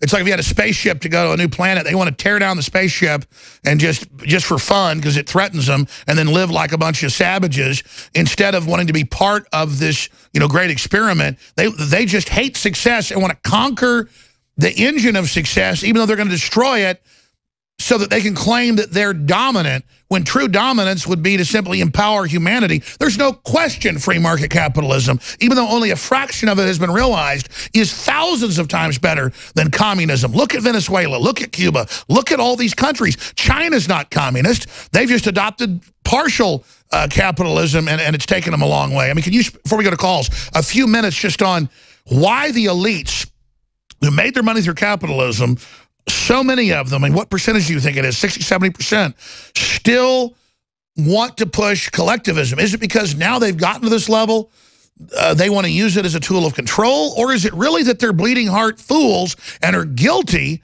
and so want to somehow deploy a system they think will lift everybody up, even though all the science and history and business shows it does the opposite? I mean, are they useful idiots or are they authoritarians? Well, there are probably some that fit in each of those camps. What the problem is that too many of them are redistributionists. So what they're really trying to do is gerrymander a system where they can get rich, but they use the state then to give away everyone else's wealth such that they can then pretend to be do-gooders. And there are way too many of those kinds of globalists operative in the global economy. What we need is more entrepreneurs. We need people who are innovative, who are actually trying to build great companies. And I think, frankly, that operates, first of all, in the startups and in the medium-sized companies that America is famous for. 72% of jobs are created in those places. The tax code that we've been presented with yesterday is going to help incentivize that. We have got to get back to economic growth. I'm going to take a few phone calls, but before we do in this last 10 minutes, Ted Malloch, tedmalloch.com, the new book, Common Sense Business. I'm going to read it, Principles for Profitable Leadership, giving you really some stuff that smart folks have developed over the years that families have handed down to try to energize the economy and escape the Cloward and Piven folks that want to bankrupt things so they can control it. I mean, that's their admitted paradigm. Any other little kernels of knowledge you want to impart to folks? Any messages you want to give to the dug-in globalists, you know, the EU bureaucrats that exempt themselves from the very taxes they foist on their serfs? Well, it'd be nice if they would give up their cause and just go back to real jobs, but they've got a cushy existence. I mean, if you're making hundreds of thousands of dollars or euros a year on a tax-free basis, and you spend half your day drinking beer and cocktails, and then pushing around paper, maybe having a real job is just too difficult. And then they have disdain. I've always noticed parasites have disdain for the host. And I guess they have disdain for themselves, so they're projecting it on us. Dan in Kentucky, Peter in Texas, Dan in Ohio, Kay in Georgia, Phil in New Hampshire. We're going to go to all of you guys and gals right now. Let's go to Kay first. Kay in the great state of Georgia, you're on the air. Hey, how are you guys doing? First, I wanted to read an Oscar Wilde quote I found yesterday I thought relevant to your conversation. Sure. It's, if you want to tell people the truth, make them laugh. Otherwise, they'll kill you. I'm a retired non-commissioned officer from the United States Army. I worked for many years in the intelligence community, and I've seen this whole thing go down over the past couple of years. I served for 10 years, and I went to Afghanistan twice. And at every stop, there's somebody standing in your way. We know where the bad guys are. We know what they're doing, but it's just the will of the people to stand up to the government so they can get the country back. You know, that's what I've said, and that's what Lou Dobbs is now saying, that they're trying to break our will. And our will is rising, common sense will, to be prosperous, to be upright, to be decent, and not have a bunch of scum organize a system above us to siphon it off. And so I think we're reaching the tipping point of humanity finding their will again, because this is happening in Africa, Latin America, Asia. Is it something in the air, Ted Malloch? I mean, why is there such a, because you write about this, I'm not putting words in your mouth, such a global awakening? Well, I'd like to thank this caller, first of all, for his service, which we don't do often enough. He's absolutely right, though. We are in both an information war and I would say a spiritual war against these forces of darkness, of evil, and of globalism. And more of us are rising up against it. And I think everywhere in the world, at least the places I'm traveling, I'm seeing that sentiment. Kay, anything else? Yes, sir. The reason I gave that quote was because when I was in Afghanistan, I was embedded with the local police and the local army doing raids and such, and they could have killed us. I mean, there was nothing standing between. But you made them. You were friends, and you guys made jokes, and you were friends, right? I speak I learned their language. I spoke with them. I told them about America and evangelized based on our system. It's so great, and people don't understand. But that all we need is this entrepreneurial spirit to take over back in the country, and we're going to go off. I mean, my dad didn't come here from Iran to see the country get destroyed in 1978. This place is going crazy, and we need to take it back. That's right. We have to have the optimism, and that's what Trump's done. That's his big crime. It's not that he's racist. They hate him because he's optimistic. He's celebrating plumbers and firefighters and farmers and just average folks and making it about America again. That's what Alexander de Tocqueville talked about, is just celebrating our humanity, getting away from bowing down to elitism. Mr. Malik? The glass is never half empty. It's always half full. And I think that Trump has reignited this spirit, not just to make America great again, but to actually give the American people the power to be great in their own self-awareness, in their self-experience, in their self-expression, and I would argue in the companies that they're going to build, because I'm really enthusiastic about the American economy looking into the near future. Kay, thanks for the call. Maybe Ted can do 5 more minutes the next hour, but then we've got the other big guest joining us. But I want to get to more of your calls, but I've got to say this. They said he'd never get 3.0 growth rate. It's 3.1. And to see the Democrats actively upset that the economy's turning back on, that's why Trump's approval ratings, even with skewed polls, are just going straight up, is because the Democrats are literally like gremlins trying to sabotage a recovery. I mean, don't they get how that looks? It's the most disappointing thing, to see these gripers who are either trying to, stall the economy or to keep legislation from getting through, or frankly, to resist Trump on every turn. All the president wants to do is to have the American people thrive again. So why can't we just, as Rush Limbaugh said last night, why can't we just for the next 3 or 4 months join arms together, pass this legislation, and get on with it? And that's what Limbaugh said is key. They want the president to fail, and they're public about it. And he wants all of us to fail, no matter what color we are. Bobby in Tokyo, got about a minute and a half before we got a break. You're on the air with Mr. Malik. Go ahead. All right, greetings. Yes, sir. Go ahead, Bobby. Yeah, so globalism is always kind of on the borderline, but there seems to be a good globalism, a bad one. Like my father is heavily involved in, I'm a lawyer myself, in intellectual property, and that we want to use it so that all of us can find a good way to develop new business. I tell you what, Bobby, stay there. I went to you late. We're going to go to break. Ted, can you do 5 more minutes after this break? Absolutely. Okay, good. And then we've got a guest, Brandon Tatum. 50+ million views on his video about the NFL. He's joining us. This guy's amazing, too. He's coming up in about 6-7 minutes. We'll be back. I'm Alex Jones. Spread the word.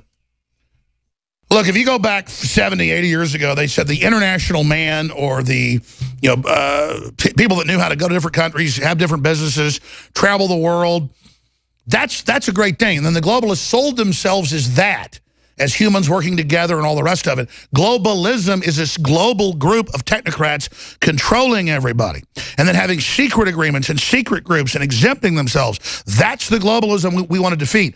Bobby, I think you're getting at the point that we have to have copyright law where everybody's going to steal each other's inventions. But it has to be transparent. It has to be public. The countries have to be there as units of that, as firewalls to an authoritarian global government. That's where I'm going with this. Bobby, real quick comment, then I'm going to go back to Mr. Malik.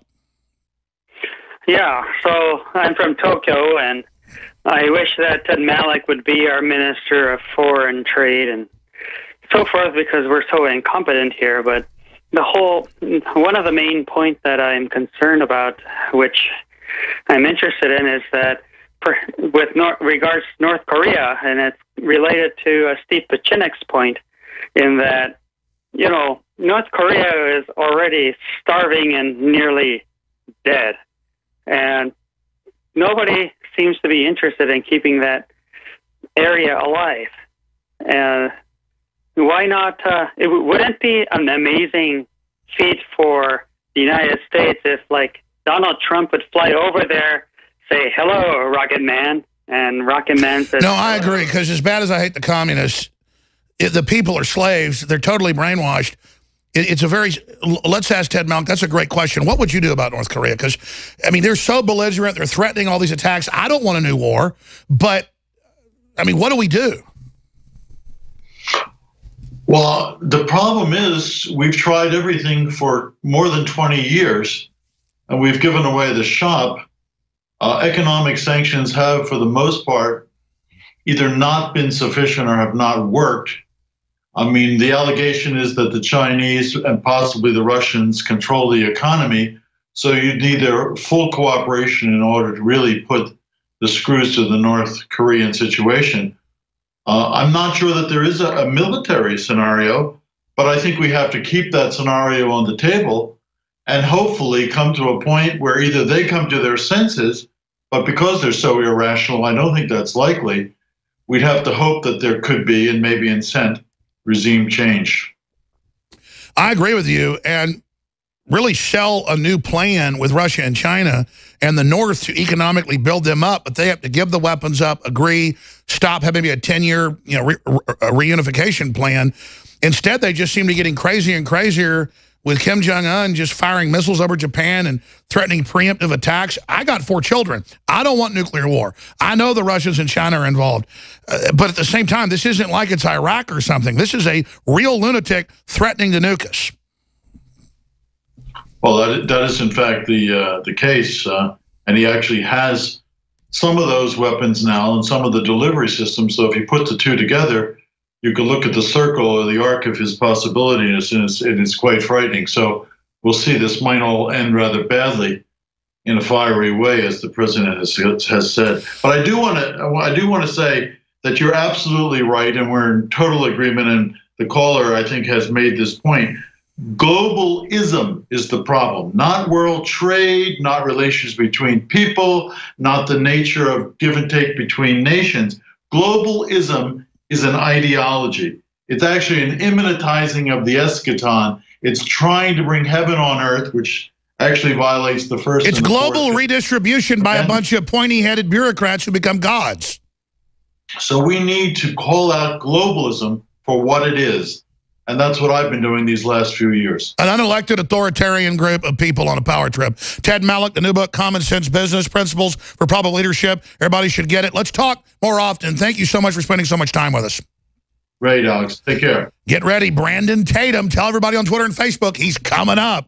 It's Friday, the 29th day already of September 2017. And if you're watching us on television, there he is, Brandon Tatum. Last time I checked, like 50-something million views in just 4 or 5 days on his Facebook channel that we're going to put on screen for folks as well. But this is what's exciting. As the silent majority of every color, we're all the same race, the human race, all red blood, all want freedom for our children, all want a future, unless we're globalist, I guess, speaking out and just exploding and getting now I guess over 100,000 followers on Facebook, and they haven't banned him yet. But I was talking to other folks that have been sharing his video, and they say, yeah, they've seen it blocked. Let me tell you, in 6.5 minutes, this is a video I showed my children, because they hear about this NFL stuff, and they're little kids, and they're like, now what's going on with white people and black people? Because in my school, we all get along. What's happening? Or a lot of my friends are just black and white, or like they're confused. They're innocent.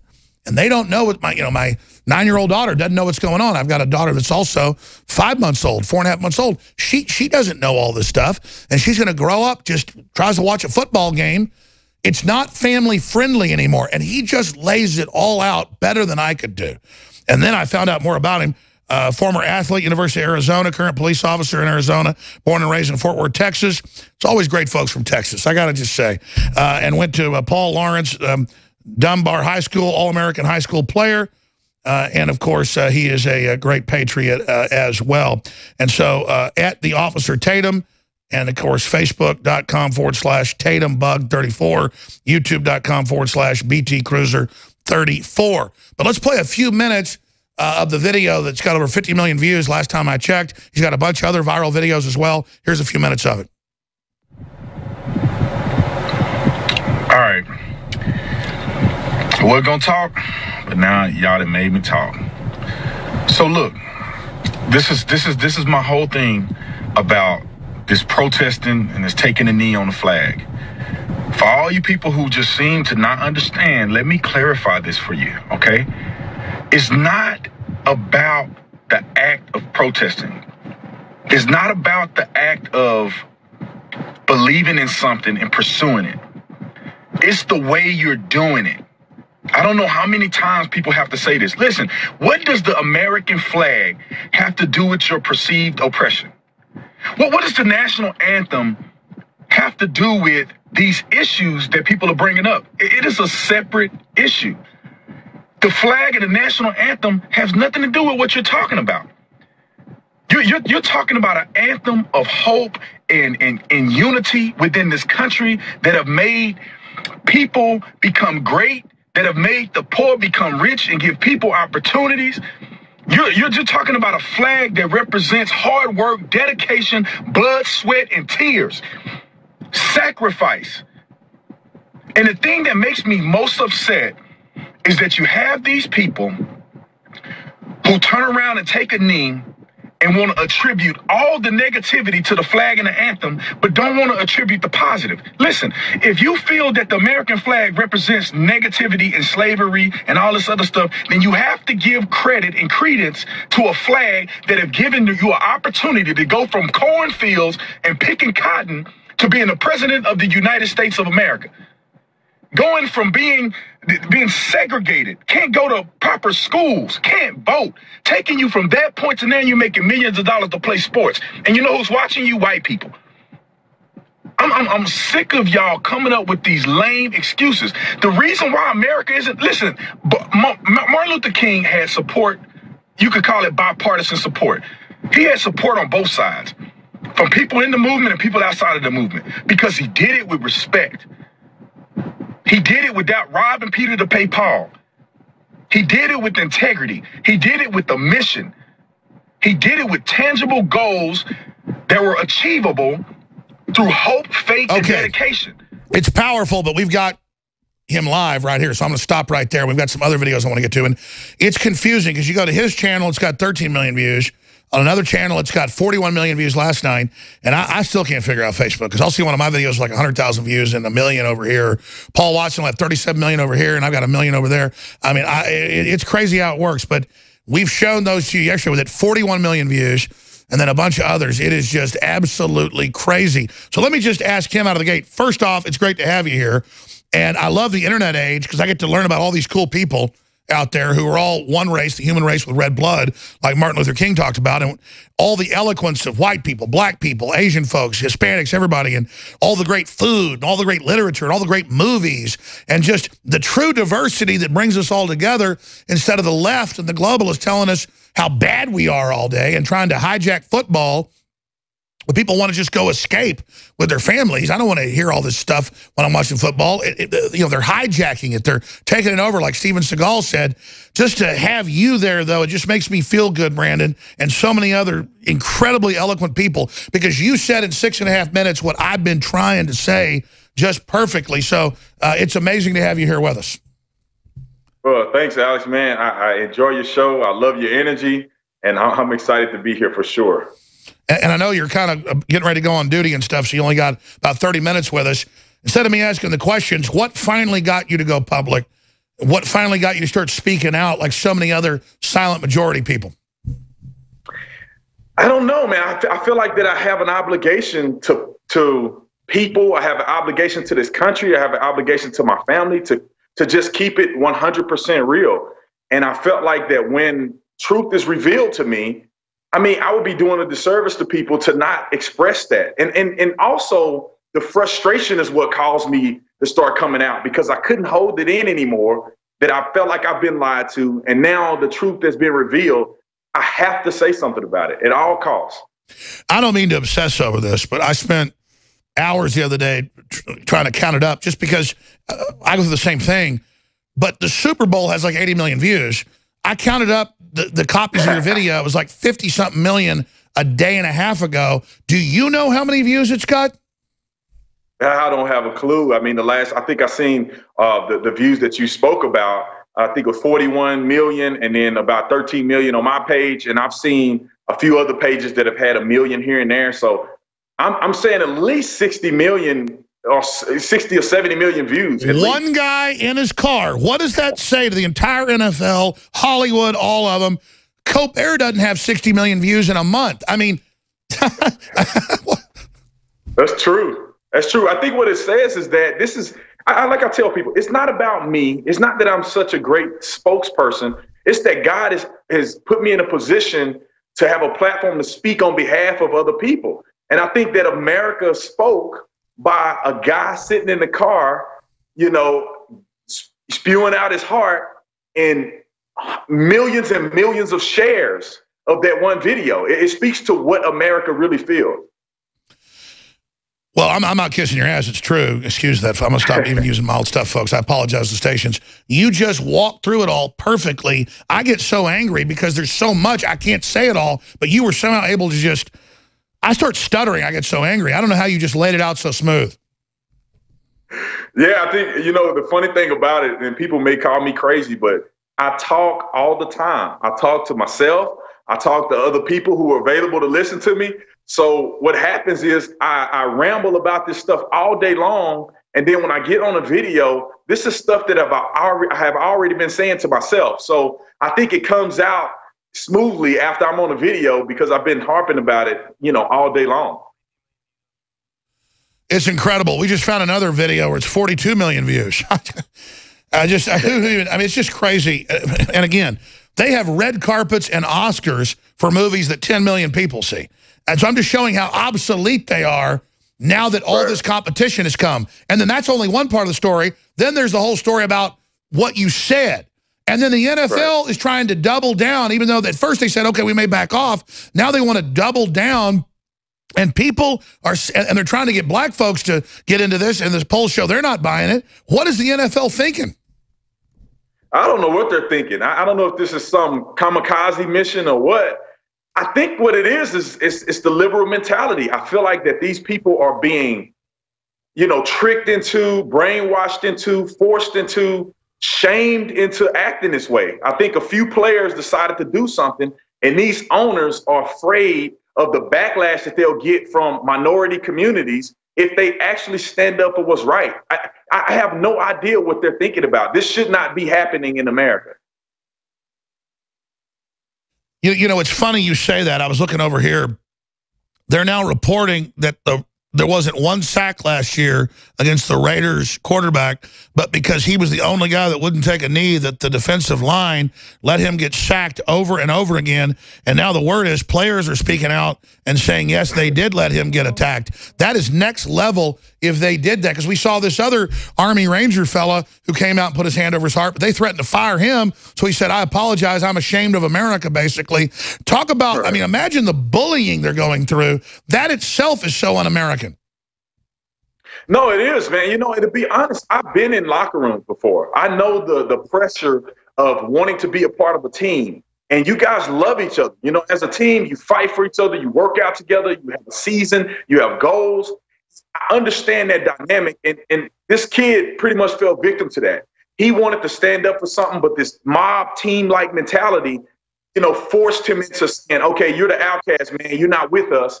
And his love for the game and love for the team, he had to come out, as shameful as it is, he had to come out and apologize. Apologize that he did his own thing, because that's separate from the game, to go out and put his hand over his heart. You can do anything you want now. You can even, one guy simulated pissing on the president when he made a touchdown. That's okay. But you can't go out and put your hand over your heart. It's incredible. Brandon Tatum is our guest, police officer, patriot. The Officer Tatum on Twitter, Facebook, Tatum Bug 34. And that's where you go see 13 million views. Go to other channels, 5 million here, 2 million there, 42 million here.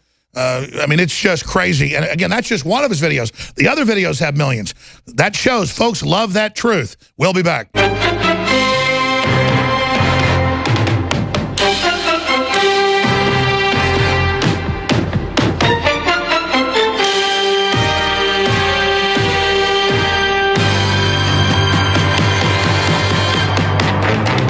That's not how it works. That's not how any of this works.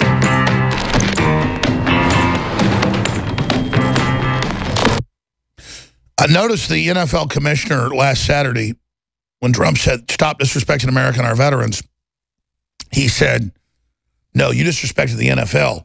The arrogance, and there's this arrogance in Hollywood, and it's invaded television, sports, and it's really shameful that they're so disconnected, thinking they want praise from mainstream media when the man we have on, Brandon Tatum, has over, I agree with him, 60+ million views on one video he did, tens of millions of others on the other videos he did. That's bigger than all of them combined, but they don't care. They have this arrogance. It's like a force field they wear, but they don't get we've woken up to them, so they throw bigger and bigger fits. The economy's coming back. They're panicking. They don't know what to do, so now they're calling for killing cops. Big article, drudgereport.com, Antifa plans civil war to overthrow the government. They're meeting in these basements. We've had undercover people inside them as well. My concern is these crazy people think they're invincible and are about to throw a big, violent, Charlie Manson-style temper tantrum. And as a police officer, Brandon Tatum, what do you think of this? I don't know. You know, in situations like this, which is obviously like a national security issue, I think that our government should be able to handle these on a local level. I mean, we just have to be resilient. You know, we have to be, you know, watch our back, keep each other safe, make sure that we're up on our training. You know, where I'm from or where I patrol, we haven't had any extreme activities, so I don't anticipate that happening where we're at. But we're always vigilant, man, because you just never know. Just like in Dallas, they're doing a protest and then a lunatic starts shooting people. So, I mean, there's definitely a risk of some of these things. We probably don't have the information to know where it's coming from, but we always stay vigilant and prepared. Sure, I was about to say, but Trump has only gotten a few levels below him in. This is deep state running this against the president. That's why I think it's so dangerous, because you're saying, yeah, the higher-ups, the feds, should be handling this, but we had, a month ago, we had folks on that had investigators just privately doing it inside the events. They're giving the feds the videos, people handing out the guns, saying we're going to kill cops, we're going to launch this coming up in the next few months, and then nothing happens. Right, that's a little concerning for me, because I've seen some of the videos. You know, some people may want to act like it don't exist, but I've seen the videos of them meeting in basements, of them having their little tactical plan of trying to train to fight and equip themselves. I've seen videos of them coming with masks and batons, and, you know, where's the funding coming from? It's a huge issue, and you just wonder, at what point do we leave political correctness and we start really looking at these issues? Because these individuals, although it may not be in the city I work in, they're clearly an issue around the country. And a lot of people are pushing for them to be a hate group or a terrorist group. And I don't know why we haven't had that accomplished and had that widespread. And they keep calling everybody Nazis when they dress like Nazis. Right. I mean, these people, they're terrorists. They look like terrorists. They dress like terrorists. They suppress speech. They burn buildings. They burn property. So, you know, I'm not an expert on this. Just as a regular basic citizen, I can tell with my own two eyes that there's obviously something going on here, and it appears that the government isn't really taking it serious for political correctness. I'll tell you what's going on. I've talked to a lot of high-level sources, and I've seen it, my friend, Brandon. They're going to use these people as the cover as an attempt at a violent overthrow. That's why they got the NFL to do all this.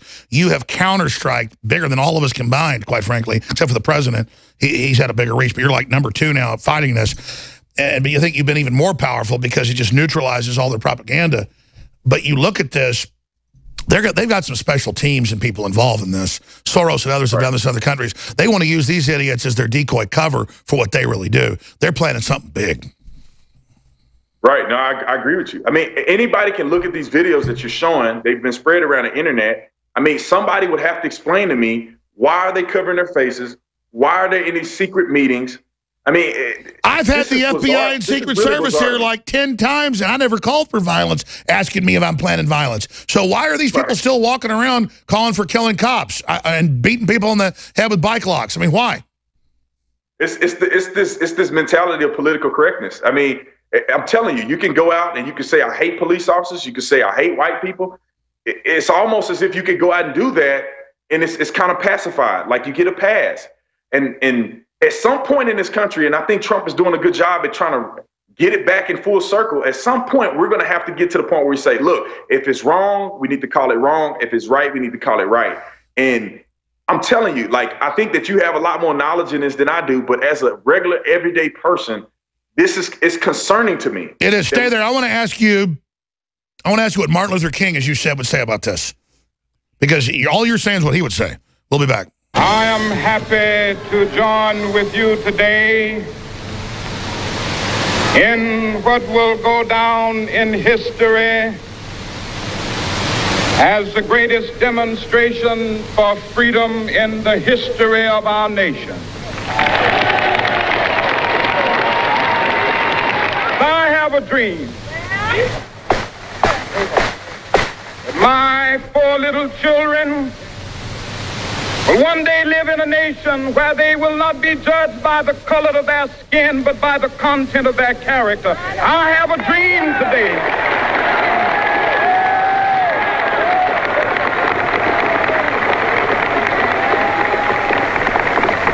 With this faith, we will be able to work together, to pray together, to struggle together, to go to jail together, to stand up for freedom together, knowing that we will be free one day. Let freedom ring, and when this happens, when we allow freedom ring, when we let it ring from every village and every hamlet, from every state. So it was Martin Luther King that famously said, you judge people by the character of their deeds and their conscience of what they do. Well, that's how you judge clothing. It's how you judge cars. It's how you judge food. It's how you judge your mate. It's off people's performance. But they've turned that around now, the Democratic Party and the globalists, to make it about, no, what group you're in. Well, we're Americans. And then they want to attack that symbol that they know Trump's using to unify people. And it's in the WikiLeaks. It's very, very cold-blooded. So Brandon Tatum is with us another 10 minutes or so. I really appreciate him joining us. I'm very excited about him agreeing on his own dime. I'm like, no, we want to pay for it. He's a police officer to fly out here and be on the show in studio next Friday.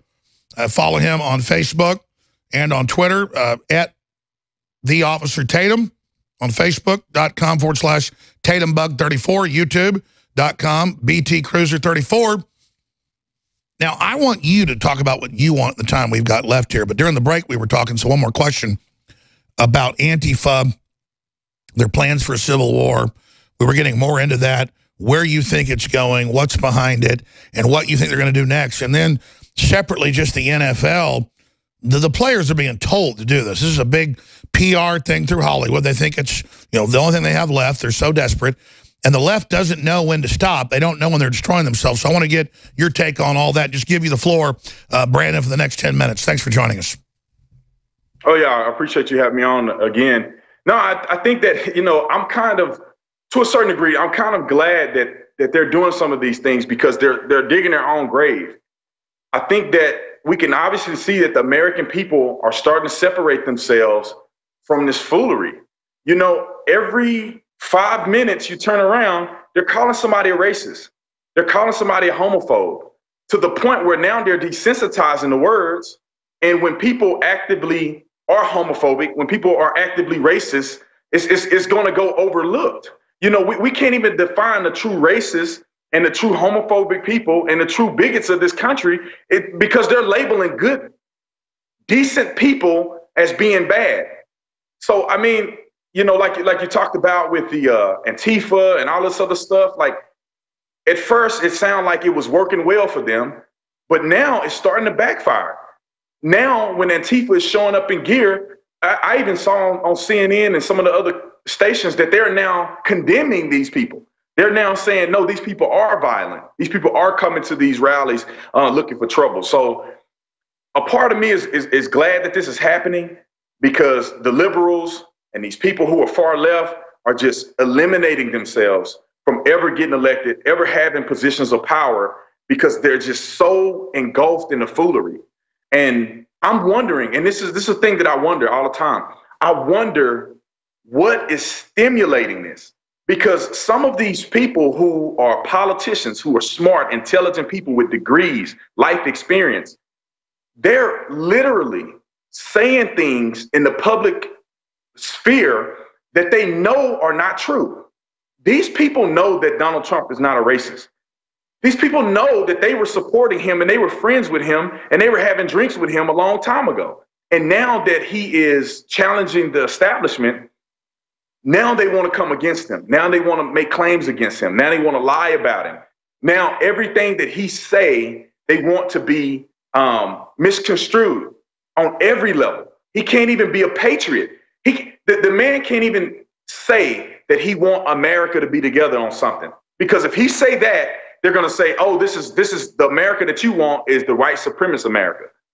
And I think people are getting fed up with it. Me, I used to be a Democrat. My whole life I was taught to be a Democrat. I voted for Barack Obama, his second term.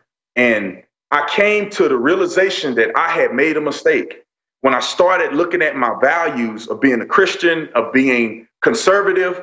You know, I'm not for, you know, gay marriage or abortions and all of this other stuff. That's not what I'm for. I stick with the principles of the Bible. It doesn't mean I don't love people. I love everybody because that's what the Bible teaches.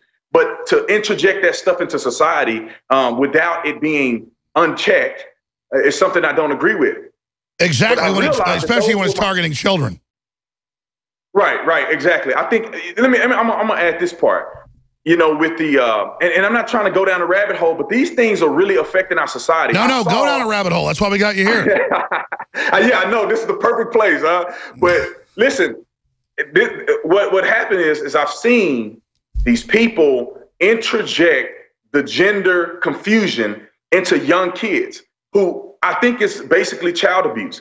As a young kid, you don't even know how to stop peeing in the bed.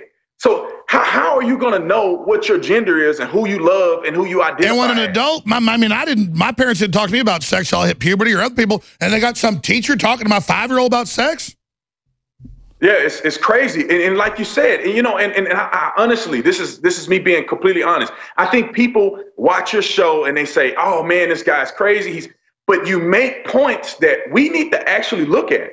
Because why all of a sudden it's acceptable to interject that into the minds of a young kid? Why is it acceptable to be racist towards white people in this day and age? We're like, what's stimulating this? Because there is no leader, no independent leader that I can point to other than Barack Obama to say that this person was leading us down. It's Hollywood. It's Hollywood. It's in the WikiLeaks. They said the elites losing control. We need class warfare. And the biggest way to have class is Americans like wealth, so that's kind of hard to do. And the Democrats are so rich, they don't make it about money, so they're going to make it about race. They're just getting us to fight with each other while they run off with the loot. Right. That's exactly what's happening. Because you can watch it. These people are not affected by this, but they then put this energy, they put this negativity on us, like you and I. They want me to believe that you hate me and I hate you so that we can't work together to establish something positive. As long as we're hating each other, we're not going to communicate with one another, and then they can pander to us separately. And this is exactly what they're doing. And if anybody was to deny that, I would ask them to bring up some legitimate facts to disprove kind of the point in what we're saying here. Well, they can argue with you, Brandon. And again, I get back to this. It's not about red carpets or kissing in anybody's rear end, but you speak, and it makes such sense. You get 60+ million views in what now is 5-6 days. And that's just one of your videos. I didn't have time to count up all the others. Millions and millions there. Again, we have to keep announcing we're the winners. People agree with us. It's common sense. The real mark that the average person isn't racist and isn't addled by that and handicapped by obsessing on other people all day, and it's an excuse for them not to be successful, be they black or white. We all know losers that do it. The big issue is that we should look at the fact that in the real realm of ideas, you're the Super Bowl winner. In the real area, I mean, by this weekend, you're going to have more views than the Super Bowl did last year. I mean, you know, and you didn't get paid anything for that. That's what's crazy is that what we say is what everybody knows, and then they keep telling us, no, you're the minority of folks that don't want to buy into all this stuff. No, we're the majority, and we're not black, we're not white. We got red blood. We love God. We want justice. We want to live in peace. We want to be able to watch a football game without a bunch of craziness where my kids are going, what is this? Like I have my kids asking, what did I do? And it's just, and again, I go, they want to put guilt on you so that you follow the government and these globalists. And I said, the people on the field are puppets. And you know, that's a point you've made. They just want to do it to be trendy. And then you learn, imagine the bullying that went on in those games where you've got black players, Hispanic players, white players, and others, and quarterbacks that are getting, you know, physically attacked, you know, not being protected because they did what was right. Imagine the stories we don't know. Imagine what we don't know, Brandon Tatum. Yeah, I couldn't even imagine that. This is just, I mean, then you put in the fact that there's millions and millions of dollars. I could only imagine an owner coming down in the locker room and telling the star quarterback, hey, you need to promote this agenda. You need to say this. You need to say that. You need to act like this, or you will not have a job. And I know Colin Kaepernick is a perfect example of the fact that if they don't want to deal with you, they will not hire you. Now, deservingly so for him because he's a distraction. And they used him to detonate it, then threw him away. Right. It's almost like they're passing out signals. Like, listen, this will happen to you. We are in control here. If we don't want you, and notice that quarterback said no and put his hand over his heart, so they let him get more sacks than he had the last 3 years previous.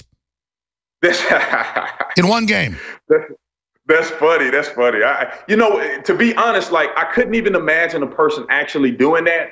But in this day and age, with this type of bizarre behavior, I cannot disprove that unless I actually, you know, had some facts surrounding it. I wouldn't say that that's not a true statement. I was about to say, it's not 100% confirmed. We know no sacks of the quarterback last year, and the same offensive line let him get sacked. I mean, I've got the piece here. Since we said it, let's just play it. Let's play it. Did Raiders throw NFL game over anthem? Armstrong and Getty radio show. This is the new report dealing with the game. Here's a clip.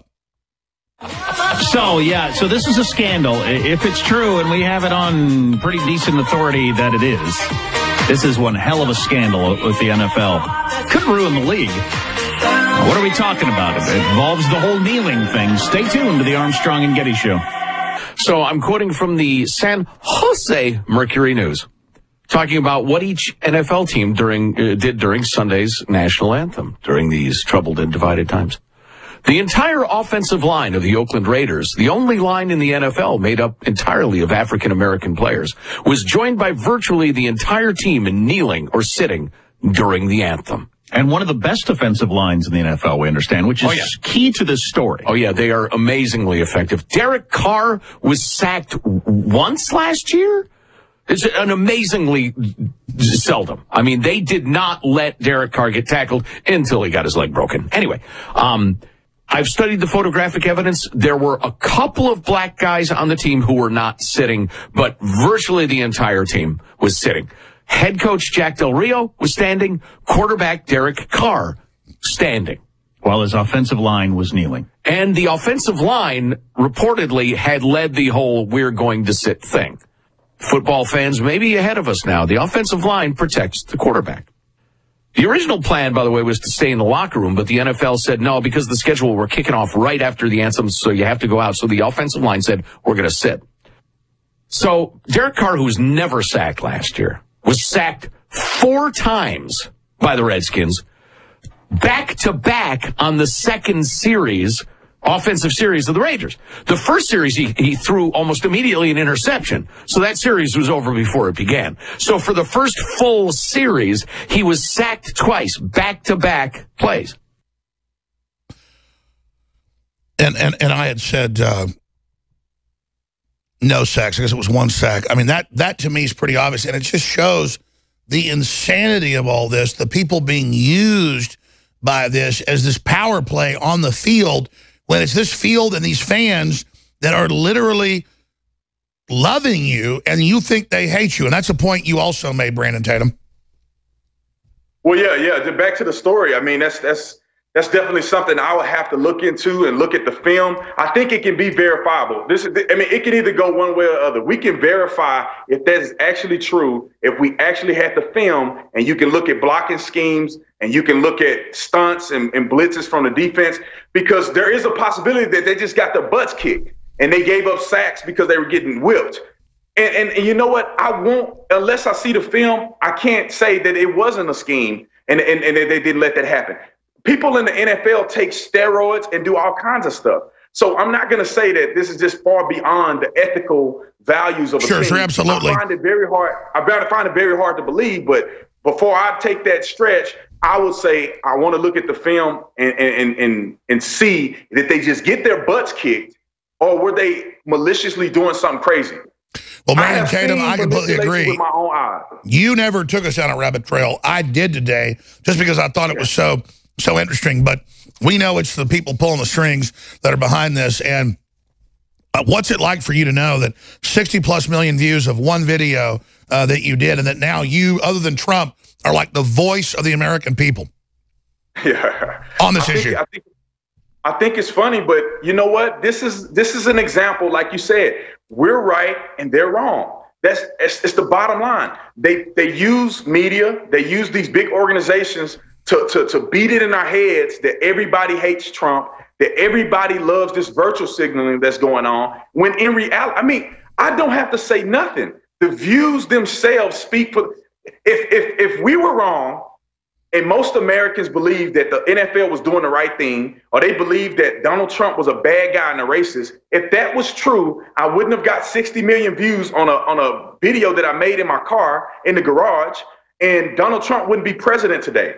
I'm just keeping it 100% real. This is not, no one can combat that. And I think that as conservatives, as people who are on our side, I think that we have to start remembering, look, we're winning this game.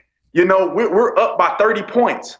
They're using trick plays and shenanigans, and they're on the sideline cheering, kind of like Hillary Clinton was doing.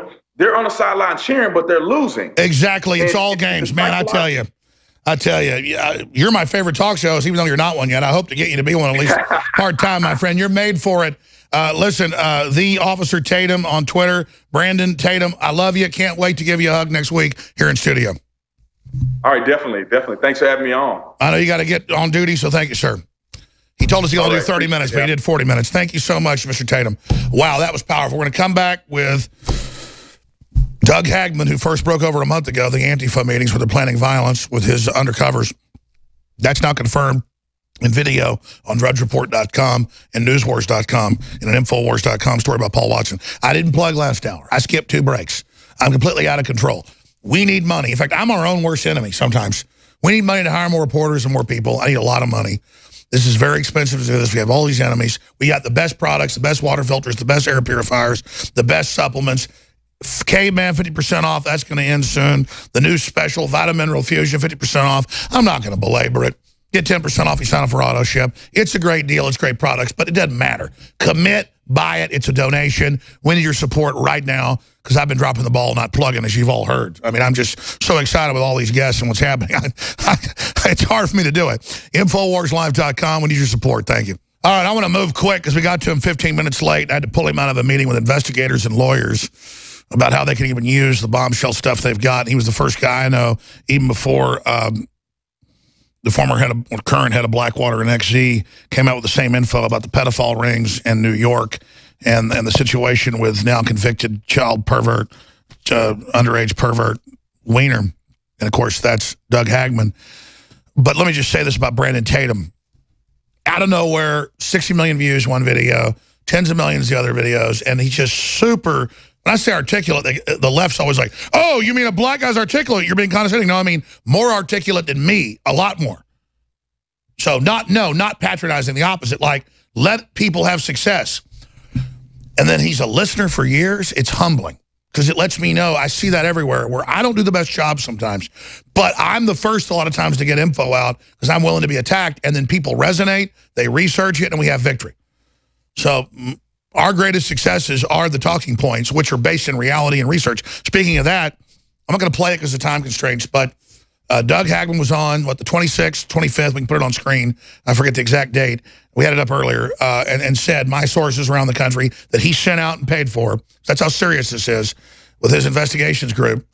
Around the country, said they're getting weapons, they're planning violence, they've got sophisticated folks handling them. That now has all broke a month and 3 days later.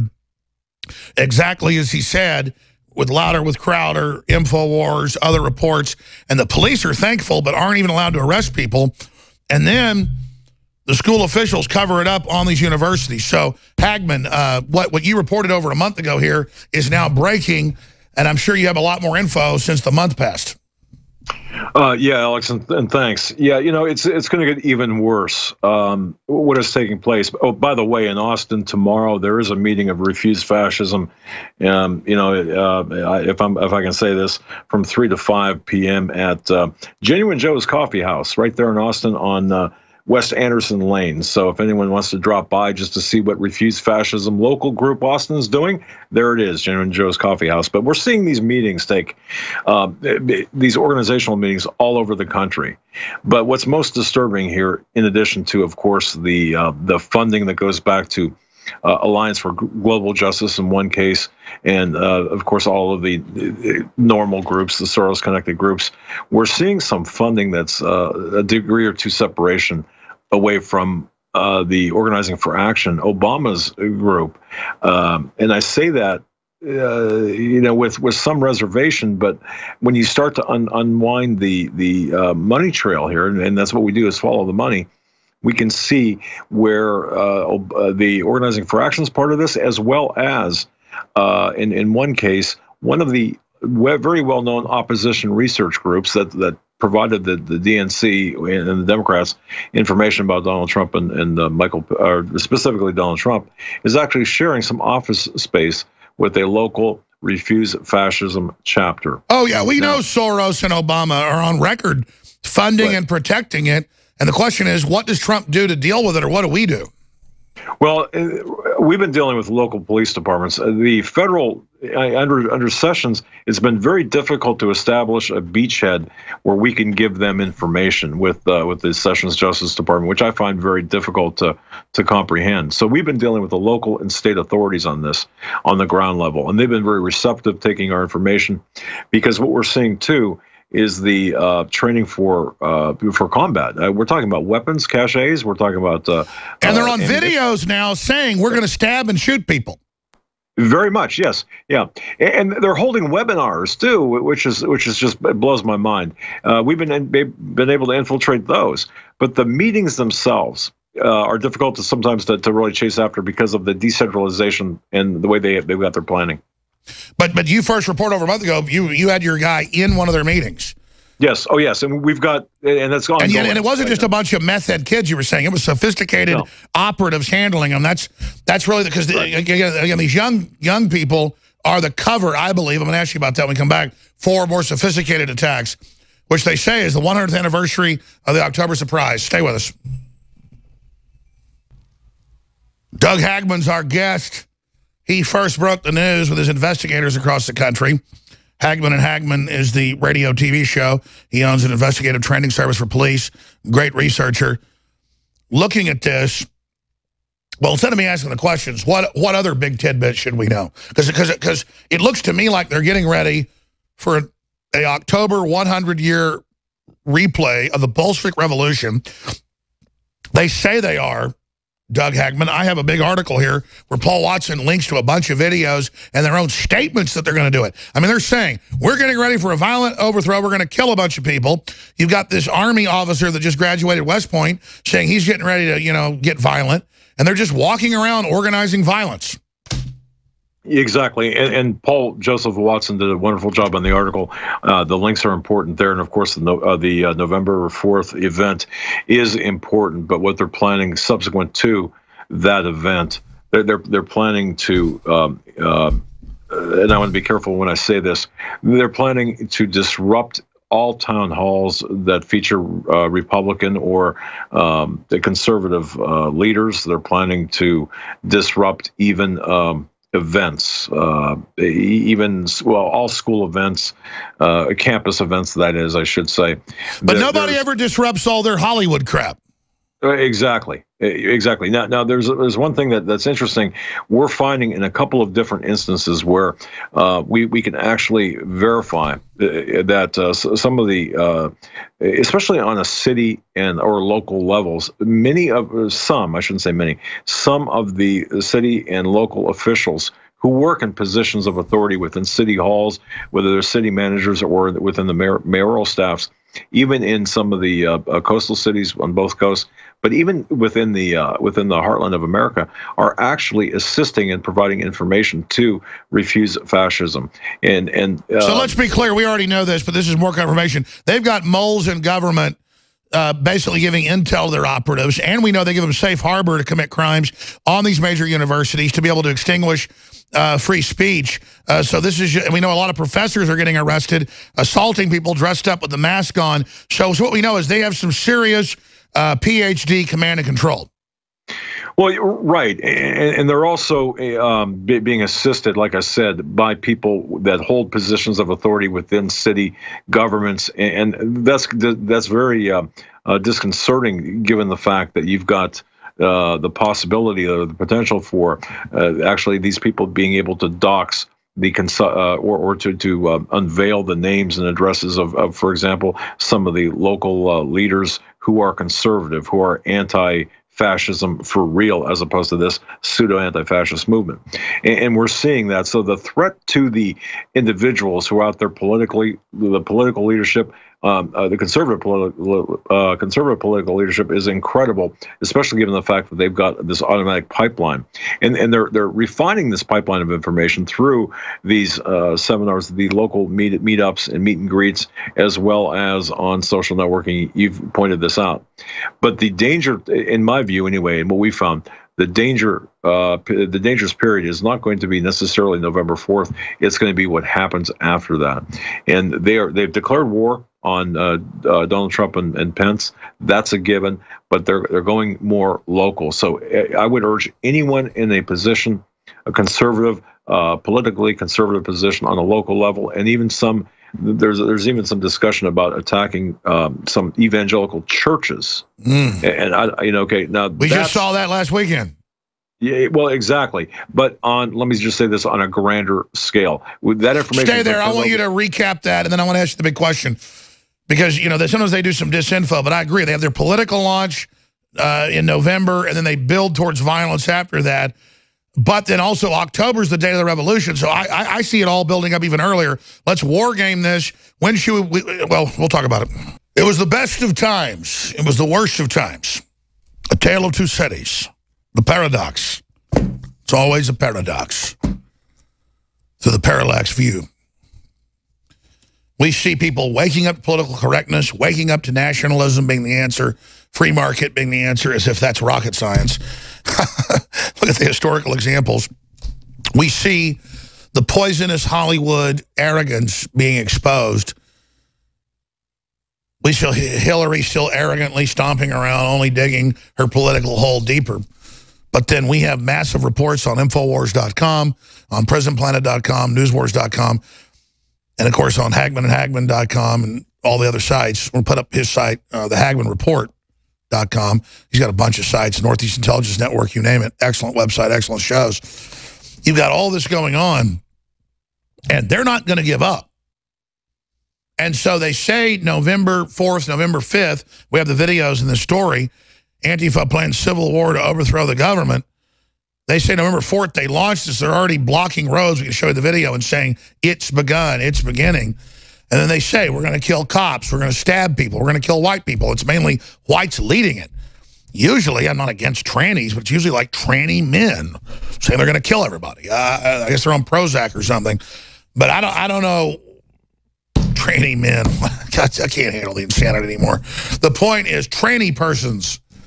And it's not that I don't have problems with some corrupt police or I don't have problems with issues, but it's like a full-on group of crazy people wanting a huge civil war when we actually have a president trying to turn the economy back on. So in closing, talking to Doug Hagman of the Hagman Report, great investigative journalist and private investigator that trains police in multiple states with all his great sources, what are the other big points people should know? And yes, I tend to agree. They do what they say they're going to do by launching this attack November 4th.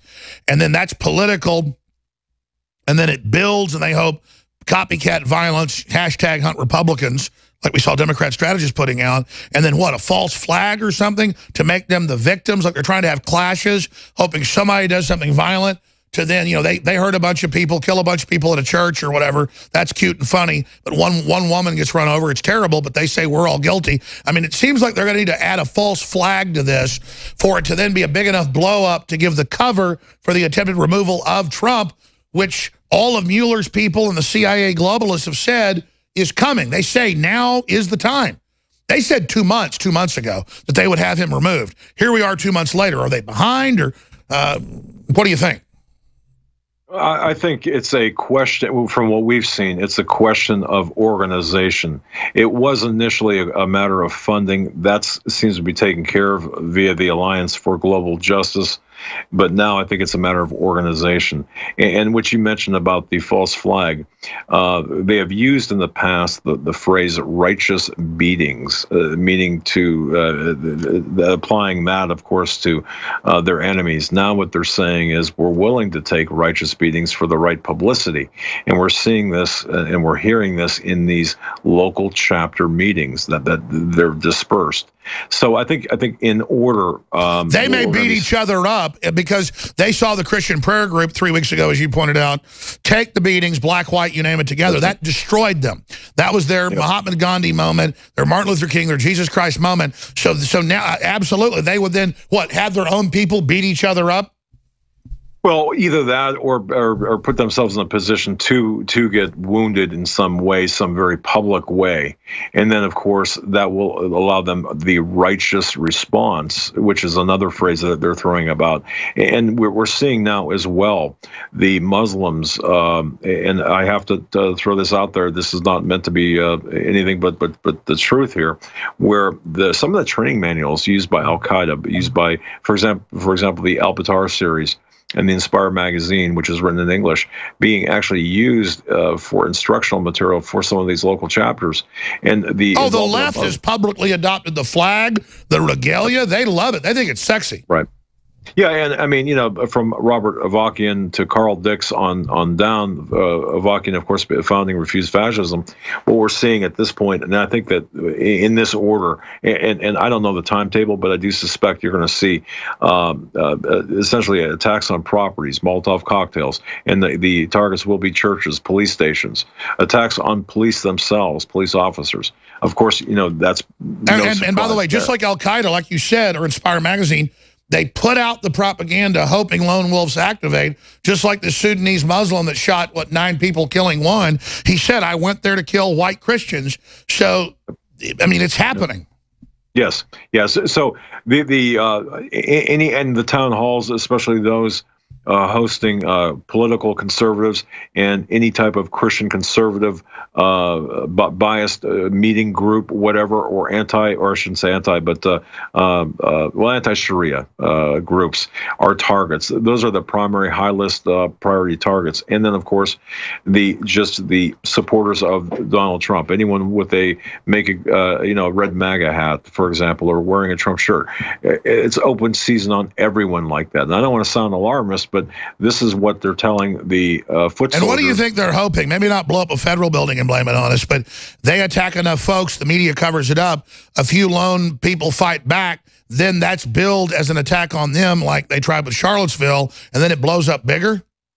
Yeah, and I think the Rahm Emanuel quote, "Never let a crisis go to waste." I think that's kind of the mantra here, where looking at this, let's make sure that we can engage, cause chaos, of course, overwhelm the system, and really tax the EMS, the police, tax the response, even to the extent where, think SDS back in the 70s and 60s.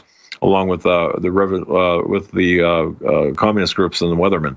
The fact is they didn't do enough back then. They're saying, look, we learned our lesson back then. We didn't win then. Now we're going to have to do a little bit more. And, not a little bit more, much more. So everyone's a target. This is open season on everyone. And again, I don't want to sound alarmist, but this is what they're saying in these groups. And the tapes, I call them tapes, the recordings have been sure. Let me ask you this then in closing. HagmannReport.com is the main website you want to go to. I just threw out a few others out of memory, HagmannReport.com. Let me ask you this. Clearly, it's a 100-year anniversary of the Bolshevik Revolution. They admit that's their plan. They're all activating. They have these army officers decloaking, saying, yes, we're communists. We're gonna get you. They're not getting in trouble. I mean, this is just they've been breeding like termites underneath the floorboards here. It looks like they're getting ready to launch their big physical assault. They've lost politically. Mueller's an idiot. Everything's falling apart. They're in trouble. I think they're going to try something desperate and violent on an organized scale, have the media phrase it like it's good, claim it's all Trump's fault, and try to remove him. That said, their whole NFL launch to create this environment and turn up the pressure has gone flat. So regardless, even if this thing goes off as a dud or fails, I think it's clear to say we are in for some really dangerous, crazy times. And I think everybody needs to be going into October, into November, November 4th, as you said. We're not out offensively looking for trouble. But you see somebody Molotov cocktails, burning stuff, shooting people, have your firearm, defend yourself, and light them up. Because, you know, everybody needs to know, do not offensively do anything. But you need to be ready, especially if you're cops. And again, people say, oh, you just worship the police now. They've used the cops as a scapegoat for political warfare. There's some bad cops, good cops. It's one of our institutions. They want to overthrow that, bully it into submission. And yes, they are shooting cops in the back of the head, killing them in patrol cars every week. It's all the same group. That's all a beta test to just get the cops used to it. So when the main assault comes, cops sit around and don't know what they've been hit by. Every one of these Antifa, every one of these communist groups, every one of these Congress people that push this, they're all guilty. Because if they launch the real Bolshevik attack, I think they may be, we're talking hundreds of dead cops in the middle of the night, shot in their cruisers. They think the cops are going to then roll up, send up the white flag, and you know, kiss their ass. That's already been the plan. Bring in the federal review boards, say they're sorry. CNN said, hey, more cops are dying. You better stop, you know, realizing you're bad. You better go under Loretta Lynch's Strong Police, Strong Communities Act. I mean, this is really brazen bullying. Don't they get, America was asleep, not wimps. They're starting to wake us up. I think they better understand that, well, they don't know because they've never actually got hurt. I think this is a bunch of wimps trying to practice war. And I don't think they understand that they're about to really get put in a wood chipper. Good points, all, and I believe that they have mischaracterized the right or the conservatives' temperament or courteous lack of response or tolerance, shall we say, for acceptance, and that's a wrong thing to do. Again, what I see taking place here is really the attacks against the buildings, the attacks against the police, the attacks against the political and social conservatives, and it will gradually increase because it's almost mentally that they believe that Lynch or Holder is still in the Justice Department, and perhaps they have holdovers there, but certainly they're not getting much resistance at the federal level, so they feel empowered where they can go off and do whatever they need to do without much potential for punitive consequences. That's the attitude, at least, that we've seen. Well, I see anybody in a black mask waving a gun around. I mean, these people, a parrot tests its perch. And they've been testing, and they think they're just going to get away with all this. And I'm a target, you're a target, and these people don't scare me. America rolling over does. And you know what? I know in my heart, Doug, America's not going to roll over. I know if they pull this, I don't want them to do this, but the Machiavellian me, the devil in me, almost hopes they do, because then they're going to get back 100 times what they did. It's like the Japanese attacking Pearl Harbor. I mean, but they're so domesticated, so cowardly. But it doesn't mean they can't play video games, practicing to kill people, and can't kill a lot of folks. But it's a hell of a time to be alive. Anything else, Doug? No, and you're right. They've got strong thumbs from the video games, but they've got no idea necessarily what our response is going to be. And I think they're underestimating what the typical American response will be. But that's not stopping them from planning and from promoting at this point, the righteous violence to fight the fascist Donald Trump and his agenda. So I think we're going to see a ramp up in violence, perhaps as early as, around November 4th. And I would be very, very concerned in the time period between then and Christmas by not necessarily the Islamic groups, but by the domestic terrorist groups, especially and including Revcom, Antifa, Refuse Fascism, and Indivisible. Well, they're using Islam as their muscle. I really see in the tea leaves, Antifa's the cover. The media is already preparing to flush them by now going, okay, yeah, maybe they're terrorists. Then they use Islamic groups to really carry out the attacks. and then basically then the Antifa gets flushed. Well, there you go. Yeah, and that's a great model. And it's geographically, it's not specific to any one geographical region yet, but that's the model that we're seeing, especially on the West Coast, because we've got investigators on the West Coast, East Coast, and a couple other places, without getting into too much into detail, that have infiltrated these groups. And actually, we've bumped into one, I'm not going to say a federally, one state officer there who was working undercover. It's kind of funny, but the bottom line is the interest doesn't appear to be with the federal government, but with the authorities in the state and county and local. I can't believe the feds aren't watching this, even if they're behind it, because the deep state. Why would you just let this run rampant, having even no idea what it's doing? It's super dangerous. All right, Doug Hagman, thank you so much. God bless you. Thank you. We're going to skip this break and the one at 50 so that Jack Posobiec has more time. Current naval intelligence officer, formerly in intelligence, says the president likes him and retweets him. He was banned because if you're a West Point Army officer graduate that says he wants a violent revolution and hates America, then you get promoted. If you love America and have served your country, then you're a bad person. But it was great having you here earlier this week, Jack. We need to talk more on the phone the next few days about a lot of stuff we're working on, a lot of big things coming up. So good to have you here with us. I'm going to let you take over in about 2 minutes, but I wanted to ask you, big story on drudgereport.com. Antifa plans civil war to overthrow the government. Link after link after link with videos of mainline leftists and communists saying November 4th, they're going to start killing people, stabbing people, murdering police. Organized criminal activity here. What do you think, as a smart guy, they're planning? Go ahead and take over. Alex, what they're planning to do here with Antifa and with all of these organizations is they're attempting, number one, not necessarily to take over the U.S. They know they can't overthrow the United States. They know that they don't have the abilities, they don't have the manpower, they don't have the material, the supplies. That's not the real issue here. The real issue for them is they want to make the impression. They want to show that the Trump presidency, the Trump administration is discredited. They want to have this new line, and the media has tried line. I totally agree. It's an intro to have him removed, to say, look, America's in turmoil. It's your fault. Exactly. It's a way to say he's illegitimate. And if you remember, you go back. First it was, well, it wasn't the electoral vote. It was the popular vote. And then it was the electoral college was going to revolt against him. Well, that didn't happen. And then it was the recount. We had the recount. And then it was the Russian collusion delusion, which has now been completely debunked. And so now they're turning back to Antifa. They're saying, well, he promised law and order. He couldn't bring law and order. He's still not a legitimate president. It's trying to make America think that Trump is to blame for all this division. They're now blaming him for all the NFL stuff, which actually happened under Barack Obama. But they want Americans to think that he's to blame for the division, that he's to blame for the I agree. And here's my final question. It's not working. I mean, disagree if you disagree. It's all blowing up in their face. Trump's approval ratings are up. The economy's starting to roar back. They are getting more and more desperate. Don't they get it's not working?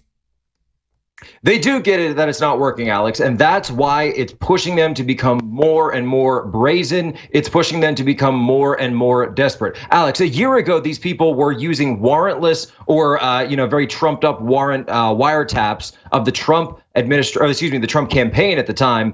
That was the level of lawlessness these people were planning to go to. That they were able to take things to that level. They assumed nobody was going to do anything about it. So when it comes to them saying, are they going to commit crimes? Alex, they already have committed crimes. They've already gotten to the point where they've broken the law, that we've seen them in. And that's why they're so dangerous, because they've committed so many crimes. They're desperate to get Trump out, not out of arrogance, but out of absolute cornered rat necessity. Yes. If they see a way to foment anger, to foment division against the president, if they start to see the politics of the American people. So America's center of gravity has always been public opinion, right? The Russians understood this. The Chinese understood this. They understand that because we're a democracy, we're beholden to the wishes of our people. If our people start to lose faith in a government, we lose faith in a president, then it's time to strike. This is what happened under Nixon. Some argue this is what happened under JFK. They're trying to establish that this is definitely what happened with the Vietnam War. They're trying to establish the same type of circumstances, the same type of information environment to take the president out, either willingly or unwillingly.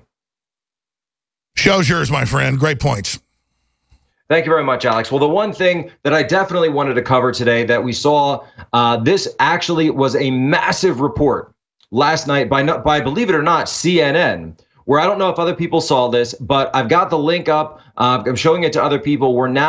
We've been talking about this Russia collusion, did Russia work with the Trump administration? Was there any information, any meetings, any emails, collusion with Russia, with Vladimir Putin? Well, what we saw now is that number one, there were a couple of Facebook ads, not very much. However, Facebook and Twitter have now come forward, and in a massive report, believe it or not, CNN, they're kind of cutely dancing around the fact about this. They're admitting that one of the major Black Lives Matter accounts, this account called Blacktivists, was actually run by the Russian government. Now, CNN is basing this off of sources, so I want everyone to take it with a grain of salt because, again, it's CNN, and we don't know. We've learned that CNN is willing to push fake news if it fits their narrative. However, the reason that this report specifically stuck out to me was because it goes in the face of the Russian narrative. It goes in the face of the narrative that Russia and Vladimir Putin were the ones who were trying to get Trump elected. Well, Obama had hundreds of big NGOs spending billions a year in Russia. As I said, I turn it over to you. You're making a great point. Russia's half overthrown by the West. So just because money comes out of a Russian company and does something doesn't mean it either way. Exactly. And Alex, when I was there in Austin earlier this week, we talked about this. Yuri Andropov, all the other KGB directors before he was the party secretary back in the 60s and 70s, they knew that to break America up, you had to push those racial fault lines. You had to find those racial divisions and inflame those tensions. And so this idea of fomenting a revolution or fomenting some sort of a racial division, race war, the KGB called it back in those days, it's apparently the same tactics we're now seeing with the KGB, and their successor organizations in Russian propaganda arms. This is what actual disinformation looks like, because if you look at some of this stuff, and I've got it pinned at my Twitter account, it's all saying that the KKK has taken over the U.S. government. It's anti-police, it's anti-government, anti-authority. And there's basically calls for African Americans to rise up, to throw off the chains of the U.S. government. That's what this is calling for. This is Russian disinformation. It falls very much in line with the same type of racial tensions that we're seeing from globalists, from other organizations. And to your point, Alex, it's not just the idea that because it's coming from Russia, that means it must be Vladimir Putin. We're not sure who exactly in Russia is pushing this stuff. So if you look at it, we've got it up now on the screen, basically calling for the overthrow of police, the attacks on police, attacks on the government. This is huge stuff. But of course, the mainstream media isn't going to have some major national outrage over it. They're going to report it once, and I predict they're not going to bring it up again because it falls completely contrary to their narrative that the Russians were doing everything they could to push Donald Trump, when in fact they were not doing that. They were seeking chaos. They were seeking division. That is the traditional form of disinformation, the traditional form of psyops that we've seen for many, many times under the Russian government. And so when I see all of this coming out, it makes a lot more sense to me as a trained intelligence officer in my previous experience as to see what's coming out. We've got a lot more coming up, folks. We're going to have independent journalist Jacob Wall come up to talk more collusion between Facebook and possibly the Hillary Clinton campaign. That's right, it's Facebook leaks. Julian Assange was talking about this. Stick right here. We will be right back so soon. Welcome back, ladies and gentlemen. Infowars, big fourth hour. Jack Posobiec guest hosting. Really happy to be here. Very much appreciative. We've got on the line Jacob Wall, this amazing independent young journalist who's come out, massive scoops, massive analysis. And one thing that I saw last night, it was very interesting. I was looking on Twitter and I saw Julian Assange on his account started tweeting out some emails from John Podesta. And I said, well, it's Julian Assange and John Podesta emails. There's certainly nothing new there. But I started to look at them and I started to read more into what was going on, and certainly read into the news cycles of the day, where we're finding out now that Mark Zuckerberg has essentially admitted that he colluded with Russia. He ran Russian disinformation ads, both for Trump, against Trump, for Bernie, against Bernie, all sorts of stuff out there. And then I saw this report. It was an email from Zuckerberg and Podesta essentially talking about colluding to rig the election. So I was trying to figure out what was going on, and I saw that Jacob had written this excellent article up at Offended America. I want everyone to go and see it, and I want to welcome Jacob on the show on Infowars to break that down for us. Jacob, how's it going? Hey, Jack, it's great to be here. Yeah, I mean, it's as clear as day. It's all come out now. Russia wanted Hillary Clinton to win, and you just were mentioning Russia wants revolutionary forces in the United States. They want to overthrow natural order, law and order. That's what they're into. And what the media keeps getting wrong is that they think that Trump is a revolutionary. They think that Trump represents an explosion in the American order. And that's not what he is. Trump is pure Americana. He's traditional. He's back to the Constitution. If you want to talk about revolutionaries, look at Hillary. Exactly. So let's break down some of these emails. What exactly was going on between Mark Zuckerberg and John Podesta that Julian Assange wanted to call our attention to? So just a timeline here to start off. Okay. The first thing that happened is that Hillary's top lawyer for her campaign worked for Facebook in 2011 and got them a special letter from the Federal Election Commission so that they would not have to disclose the spending that took place on political ads. 5 years later, this gentleman works for Hillary Clinton. And what happens is Sheryl Sandberg in 2015 is sending direct emails to Hillary Clinton saying it was wonderful. She met with me. She was magical with my kids, whatever that means. So we're seeing a revolving door between Facebook executives and and Hillary Clinton campaign going back and forth. Well, now they're there. Now they're working for Hillary. It's essentially the exact same people going back and forth, bringing their Rolodexes, bringing their connections and influence from them from one organization to the other. Go ahead. Right. And what this lawyer argued in front of the Federal Election Commission is he argued that the reason they shouldn't have to disclose ad spending is because Facebook ads are like a pin that you put on your shirt or a bumper sticker. He said they're not a big deal. So which one is it? Is the Russian low-budget $100,000 operation to buy Facebook ads something that swings the election? Or is it a small thing? Because Hillary's own people argued in front of the Election Commission that it doesn't make a difference. So which one is it? The media is going to have to decide. What exactly? There was that line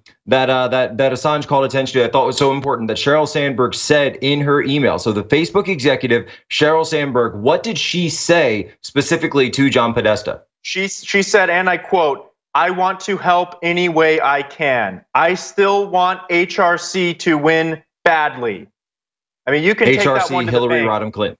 That's right. And a reminder, Sheryl Sandberg is the COO of Facebook. She's in the trenches every day. She's a senior executive. She reports directly to Mark Zuckerberg.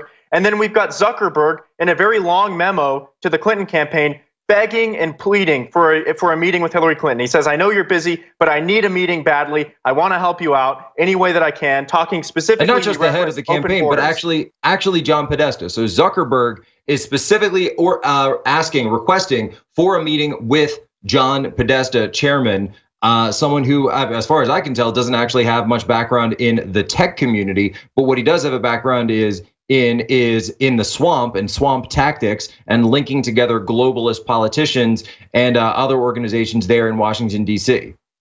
That's right. And so what they likely organized, it's looking like, is that they organized a Russian ad buy, a very small one. Okay, $100,000 is nothing. It's a drop in the bucket relative to all the ad spending. But we have to remember, Russia's got the same GDP per capita, actually slightly less than Grenada. This is not a rich country that we're talking about. And they did a low-budget ad buy. The ads, as we've mentioned, were Black Lives Matter ads. They were pro-Hillary Clinton ads. And again, Hillary Clinton's the revolutionary, not Trump. She's the one that wants to shift us over to basically communism light. And so that's what happened. Facebook together with the Clinton campaign. And we know that Sheryl Sandberg did meet with Hillary. It sounds like Hillary came to her house because she said that Hillary was magical with her kids. That we know. We don't know if the Podesta-Zuckerberg meeting took place physically. I'm sure they had correspondences. We see the emails, but we don't know that they met in person. However, Facebook seat. But we're talking about multiple meetings, potential multiple meetings between the Hillary campaign, John Podesta, and Facebook. One that they admit to, which is specifically between Hillary Clinton. There was another one, I think it was on Hillary's agenda, her schedule, when she was in New York City one day in, I think, March, about research. What was that kind of research? What was that meeting? Well, this dates back to 2015. And if anybody should be calling attention to these emails, it's Bernie Sanders. Okay, they were rigging the election for Hillary Clinton against Bernie Sanders. This was only 2015 at the time. And as we know, there was tons of rigging that went on. Donna Brazile of CNN gave the debate questions to Hillary and didn't give them to Bernie. It was a completely rigged race against Bernie Sanders. And now we know that that all dates back to Facebook in 2015 having in-person meetings with Hillary Clinton, having in-person meetings potentially between Zuckerberg and Podesta, but at bare minimum having regular correspondences, and saying, I want HRC to win badly. Presumably that means against Sanders. It can also mean against whoever the Republican candidate is. But at the time, they didn't know that the candidate would be Trump. Important to remember a timeline here. But if the collusion happened in 2015, it certainly happened in 2016 in the general election. There's no reason to believe that if they would stop. And we remember this. We also know, already, and since we're going back here to 2015, we also have to remember that what came out during 2016. And I know I actually had a reporter reach out to me today and say, Jack, why are you posting all this old stuff about Facebook? This stuff was reported. This all came out. And I said, well, hold on a second, because we have to re-examine this information in the new light of what's come out regarding collusion between Facebook and Russia, Mark Zuckerberg admitting to the Russian ad buys, what other ad buys were going on, what else was going on. So you have to re-examine this old information.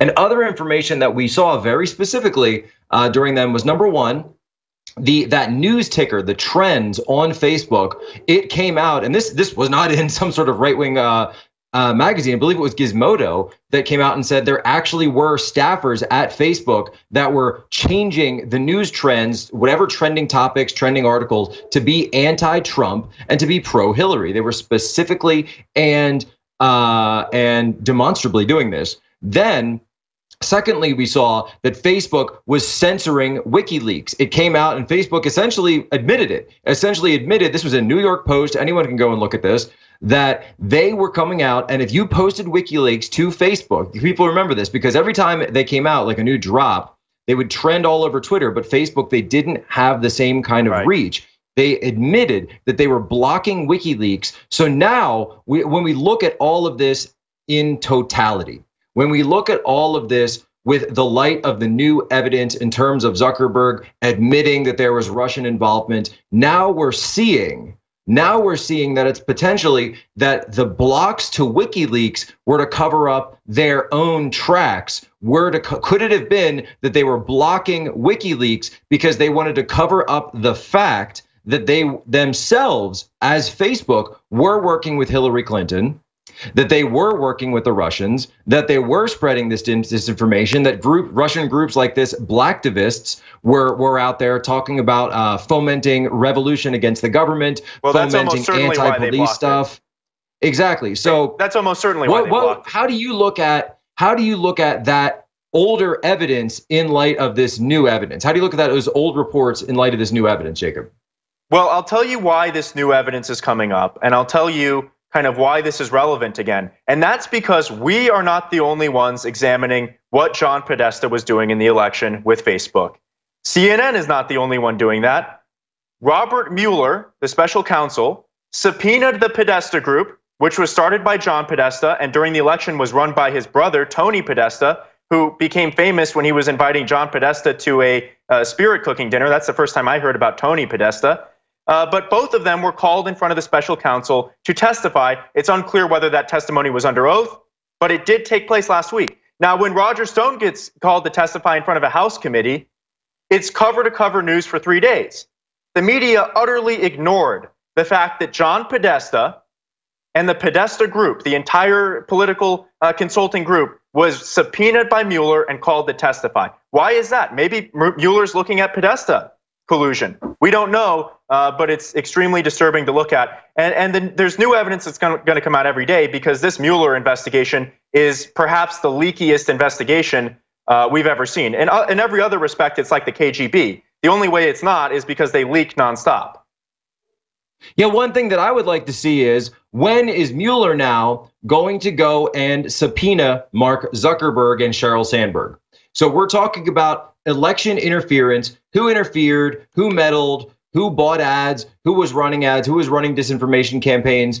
Doesn't now Mueller have not only the political opening, but also the legal mandate in terms of the purview of his special counselship? Doesn't he now have the not only authority, but mandate to go and issue a subpoena for Mark Zuckerberg's communications, for Mark Zuckerberg to see? Now, we remember the WikiLeaks, the John Podesta emails ended at a certain point. They didn't go all the way through the election. So we wouldn't know what other communications that Mark Zuckerberg may have had to collude with the Hillary Clinton campaign. We don't know if they exist. This would, to my mind, and I'm not a lawyer, and you're not a lawyer, but I would like to run this by a lawyer to see, does this grant essentially probable cause to show that Mark Zuckerberg and other executives at Facebook, other executives at big tech, were essentially putting their finger on the scales of the Justice Department? What do you think? Well, we can't rely on Mueller to be, an ethical, reliable investigator. Most of his team is top Hillary Clinton and Barack Obama donors. However, this evidence did provide probable cause to somebody, not Mueller, but the Trump administration, who we just learned in the New York Post last night, this is reported everywhere, obtained a search warrant, not a subpoena, but a search warrant granted by a judge to gain access to the information of more than 6,000 Facebook accounts. All we know about the accounts at this point is that they're anti-Trump, that we know. So some judge somewhere saw the mandate to investigate Facebook and issued not a subpoena, but a search warrant to do so. And the Trump administration, this is actually massive, and I want people to understand this, that what you're talking about is breaking news. This hasn't been covered very much by mainstream media. We're going to bring it up here, but essentially that a judge has issued a search warrant for Facebook accounts. Now, break down a little bit more of these accounts. I haven't seen this report myself, but are these bot accounts that we're seeing being anti-Trump, or are these private citizens on their personal accounts, Jacob? Well, what we know is that there was one particular account that they looked at, which was one of three kind of main accounts. These were page accounts that lead to websites. Jeff Sessions had previously obtained a warrant to get server data from the hosting company that runs the website that this page links to. Now he's obtained a warrant to go in and get the information. That was Disrupt J20, right? That's right, Disrupt J20. That was Disrupt J20. So right, so you're talking about, and I know about this one. I can actually tell a funny story about this, but I know about the Disrupt J20. So Sessions has been going after Antifa websites, and Disrupt J20 is essentially an Antifa front group. Now, I can actually talk a little bit more in depth about this one, because I actually got a request, a message from that in terms of the company, because I actually had an account with one of those websites that I was using with Disrupt J20 that I was using to monitor what was going on, to monitor their activity. Right. So because I had that account with sort of an email that I had set up just for that purpose, I actually was one of the people that got the message as well from them. So yes, I can. You're absolutely correct. I'm glad to hear that, because that means that I'm really happy to hear that, because what that means is that these investigations are working. I mean, they're really getting to every last one of the accounts. You're telling us that you just had an account that was used to monitor it, and even you got a notification from them. So that tells us clear as day that Jeff Sessions is going after this and going after it extremely aggressively, which is important. And we know that these groups are associated with Antifa. They are violent groups. They were declared domestic terrorist groups as far back as April 2016, before Trump ever came into power. And what we know is that there's as many as 6,000 other accounts whose passwords, usernames, credit card information, and anything else that Facebook has is not going to be turned over, but is going to be taken. A big difference between a subpoena and a search warrant is this is not a request. This is a notification that we're coming in and we're getting the data on behalf of the DOJ. Yeah, there's basically been this big thing, and I was reading last night about this, and there's basically been a change, right, in the way that we view our technology companies, the way that we view platforms. It kind of, in the early days of the internet, used to always be, well, whatever, you're not responsible for the content. You're only responsible for providing a platform, right? That was sort of the way things went with the internet. But all of this changed after, and if you go back, it goes after Charlottesville. When Charlottesville happened, suddenly the game changed, the rules changed, and they said, well, we're going to clamp down on these hate groups. And at first it was cracking down, and then rightfully so, cracking down on these these racist, these white supremacist groups. But now we're realizing that the same tools, the same environment, the same statistics, the same constrictions, the same circumstances can be used to go after other extremist groups. And in this case, the case of search warrants executed faithfully and constitutionally under the Fourth Amendment against Antifa. And that's an important difference between what we see here, because I know some people are going to hear this, they're going to say, that sounds a little bit authoritarian to go after every Facebook account that was associated with this. I don't know about that. But here's the big difference between what Trump did and what Obama did. Trump got a search warrant in a real court, a public court in front of a real judge. When Obama was busy wiretapping Trump Tower, he was getting FISA warrants, which take place in a secret national security court and are traditionally only supposed to be used against foreign adversaries like Al-Qaeda, and for good reason. You don't want Al-Qaeda to know that we're surveilling them. But Obama abused the FISA court and used it against American citizens, i.e. Paul Manafort. So this is a big difference. Trump didn't use the FISA court. He didn't use secret search warrants and KGB tactics like Mueller has used and like the FBI under Comey used. He's using legitimate tactics to exactly. These are the tactics, the law and order that we've talked about. Now, a lot of people say, hey, I wish I knew there were more about it. I wish I heard more about what was going on. But obviously, the Justice Department, Jeff Sessions, knows about OPSEC. He knows that if you start telling people who is under investigation, that's when they start destroying evidence. We got 30 seconds left, Jacob. Let people know where to find you, where to find your website for all the best new articles. Yeah, people can follow me at Jacob A. Wohl on Twitter. They've seen me on Twitter. They can also check out my website at offendedamerica.com and see all the latest news. Thanks so much for coming on, Jacob. I really appreciate it. Massive breaking news, everybody. The stuff that's coming down, the Department of Justice, Jeff Sessions, going after Antifa, fighting them through Facebook, fighting through this Facebook collusion, finding out what was going on. It wasn't the Russians. It wasn't us. It was America waking up, and it was the establishment fighting back at what we were doing. Be right back. Jack Posobiec coming in, guest hosting the 4th hour of the Alex Jones Show today on Friday. Had a great week down earlier this week when I got to go down to Austin to visit the Infowars studios, the mothership. Guys, for those of you who haven't been there, it's absolutely amazing. Incredible to see that not only the stuff they have there, but the plans they have in the works. For all those people who said that, Infowars is on the decline and Megyn Kelly, eviscerated this and that. Look, we see what's happening with Megyn Kelly and where her ratings are going. I hear that her show is on the chopping block. They keep moving her around, and it's probably not going to be finished out. But Infowars is expanding bigger and better and faster than it's lightning speed. It's lightning speed, folks. And that is why I wanted to take a quick second here at the end of the hour before we kick it over to War Room to just do a quick plug, let you guys know about all of the awesome products that are coming up at Infowars store to support the expansion. They're building a whole new studio that's actually bigger than any of the studios. There's 2 studios now at Infowars. There's another podcast room. The original studio is turned into a podcast room. They're building a mega studio, basically. It's a mega studio that's going to be in the back room. I don't even know what they're going to use it for, but if you look, there's 50% off the vitamin mineral fusion. It's the advanced multivitamin formula. It's with essential vitamins, minerals, amino acids. Folks, you can get this. You can add it. It's a limited time right now. You can get it for 50% off. I don't know how long they're going to keep that up for 50 cents or 50% off, excuse me. But if you can get into it now, that is an amazing dietary supplement. Look, it's like my mom always said, you got to take your vitamins. That's something that we're missing from so much of our diets these days. This is a spot where you can get that right now. It's incredible. The other thing, the caveman paleo. Now, I'm the kind of guy, I wake up in the morning, I like to work out.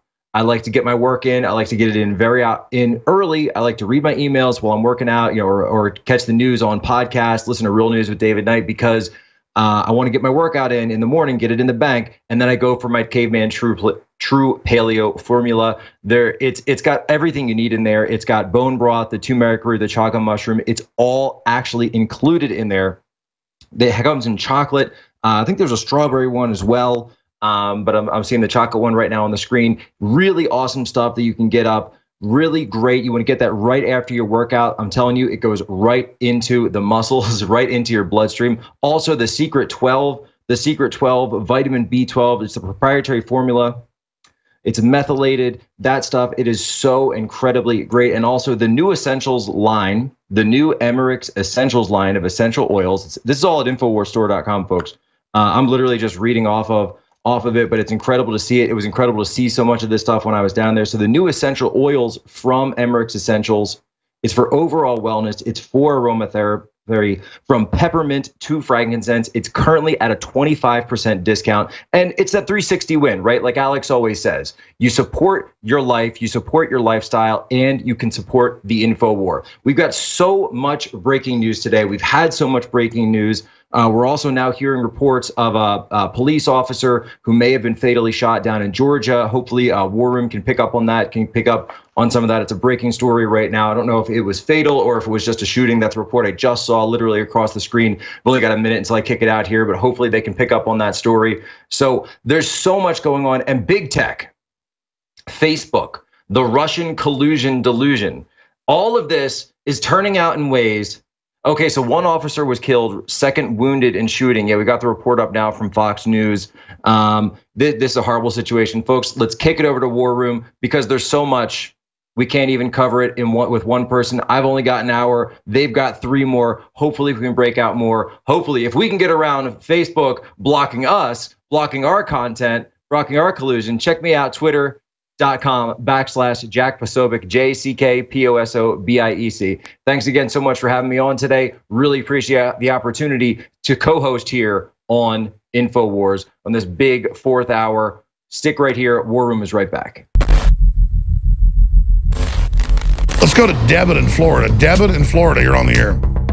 Great. Hey, thank you so much. Listen, I have bought your product, and I gotta say they're amazing. Anyone who's on the fence, buy it, because I've got Caveman, Superman Vitality, Secret 12, Vitamin Mineral Fusion. I've got the body armor. Wow, thank you. Wow. You're the type of listener that makes it all possible. Which nutraceutical does you like best? I really like the Vitamin Mineral Fusion, to be honest. That's amazing. Really incredible. I drank it in the morning, and I swear to you, I felt incredible. Like I haven't felt weak. My morning was fantastic, and I love you guys. I love the InfoWars crew, and I just want to, I want to take this opportunity to tell anybody out there who's on the fence.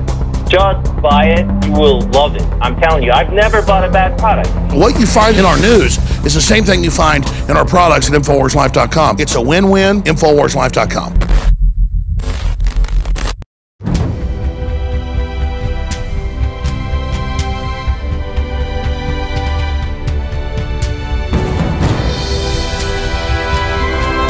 If you are receiving this transmission, you are the resistance. Ladies and gentlemen, my head is just spinning on this Friday edition. Look at these headlines on DrudgeReport.com and Infowars.com. California plans to ban all gas cars. Again, that's meant to devastate our economy, shut down our industry. The electric cars take actually more energy to drive and operate and run. But the globalists want to cut off our gasoline and cut off our coal. Then they can strategically manipulate through regulations and deploy only those technologies they wish to the public. It is a new dark age they're creating. Meanwhile, there's another story on Drudge Report. Antifa plans civil war to overthrow government. And this isn't our words. This is video that Steven Crowder's undercover journalist got. Go in the direction of the wonderful folks at Project Veritas, which, by the way, that's the direction we're going as well. Just going to let you know that on record. And public video and their own statements. And remember, a month ago, we had Mr. Hagman on, Doug Hagman, and he said, we're doing what Veritas has done. We have embedded off-duty and retired police officers and private detectives going to these meetings across the country, and they're handing out AK-47s, shanks. They're planning their attacks on public officials, police, and they're planning the attack coming up the next few months. Well, now we know the date. It's November 4th, and we have the videos. And we don't just have one or two. They're flooding in. I can't even watch them all.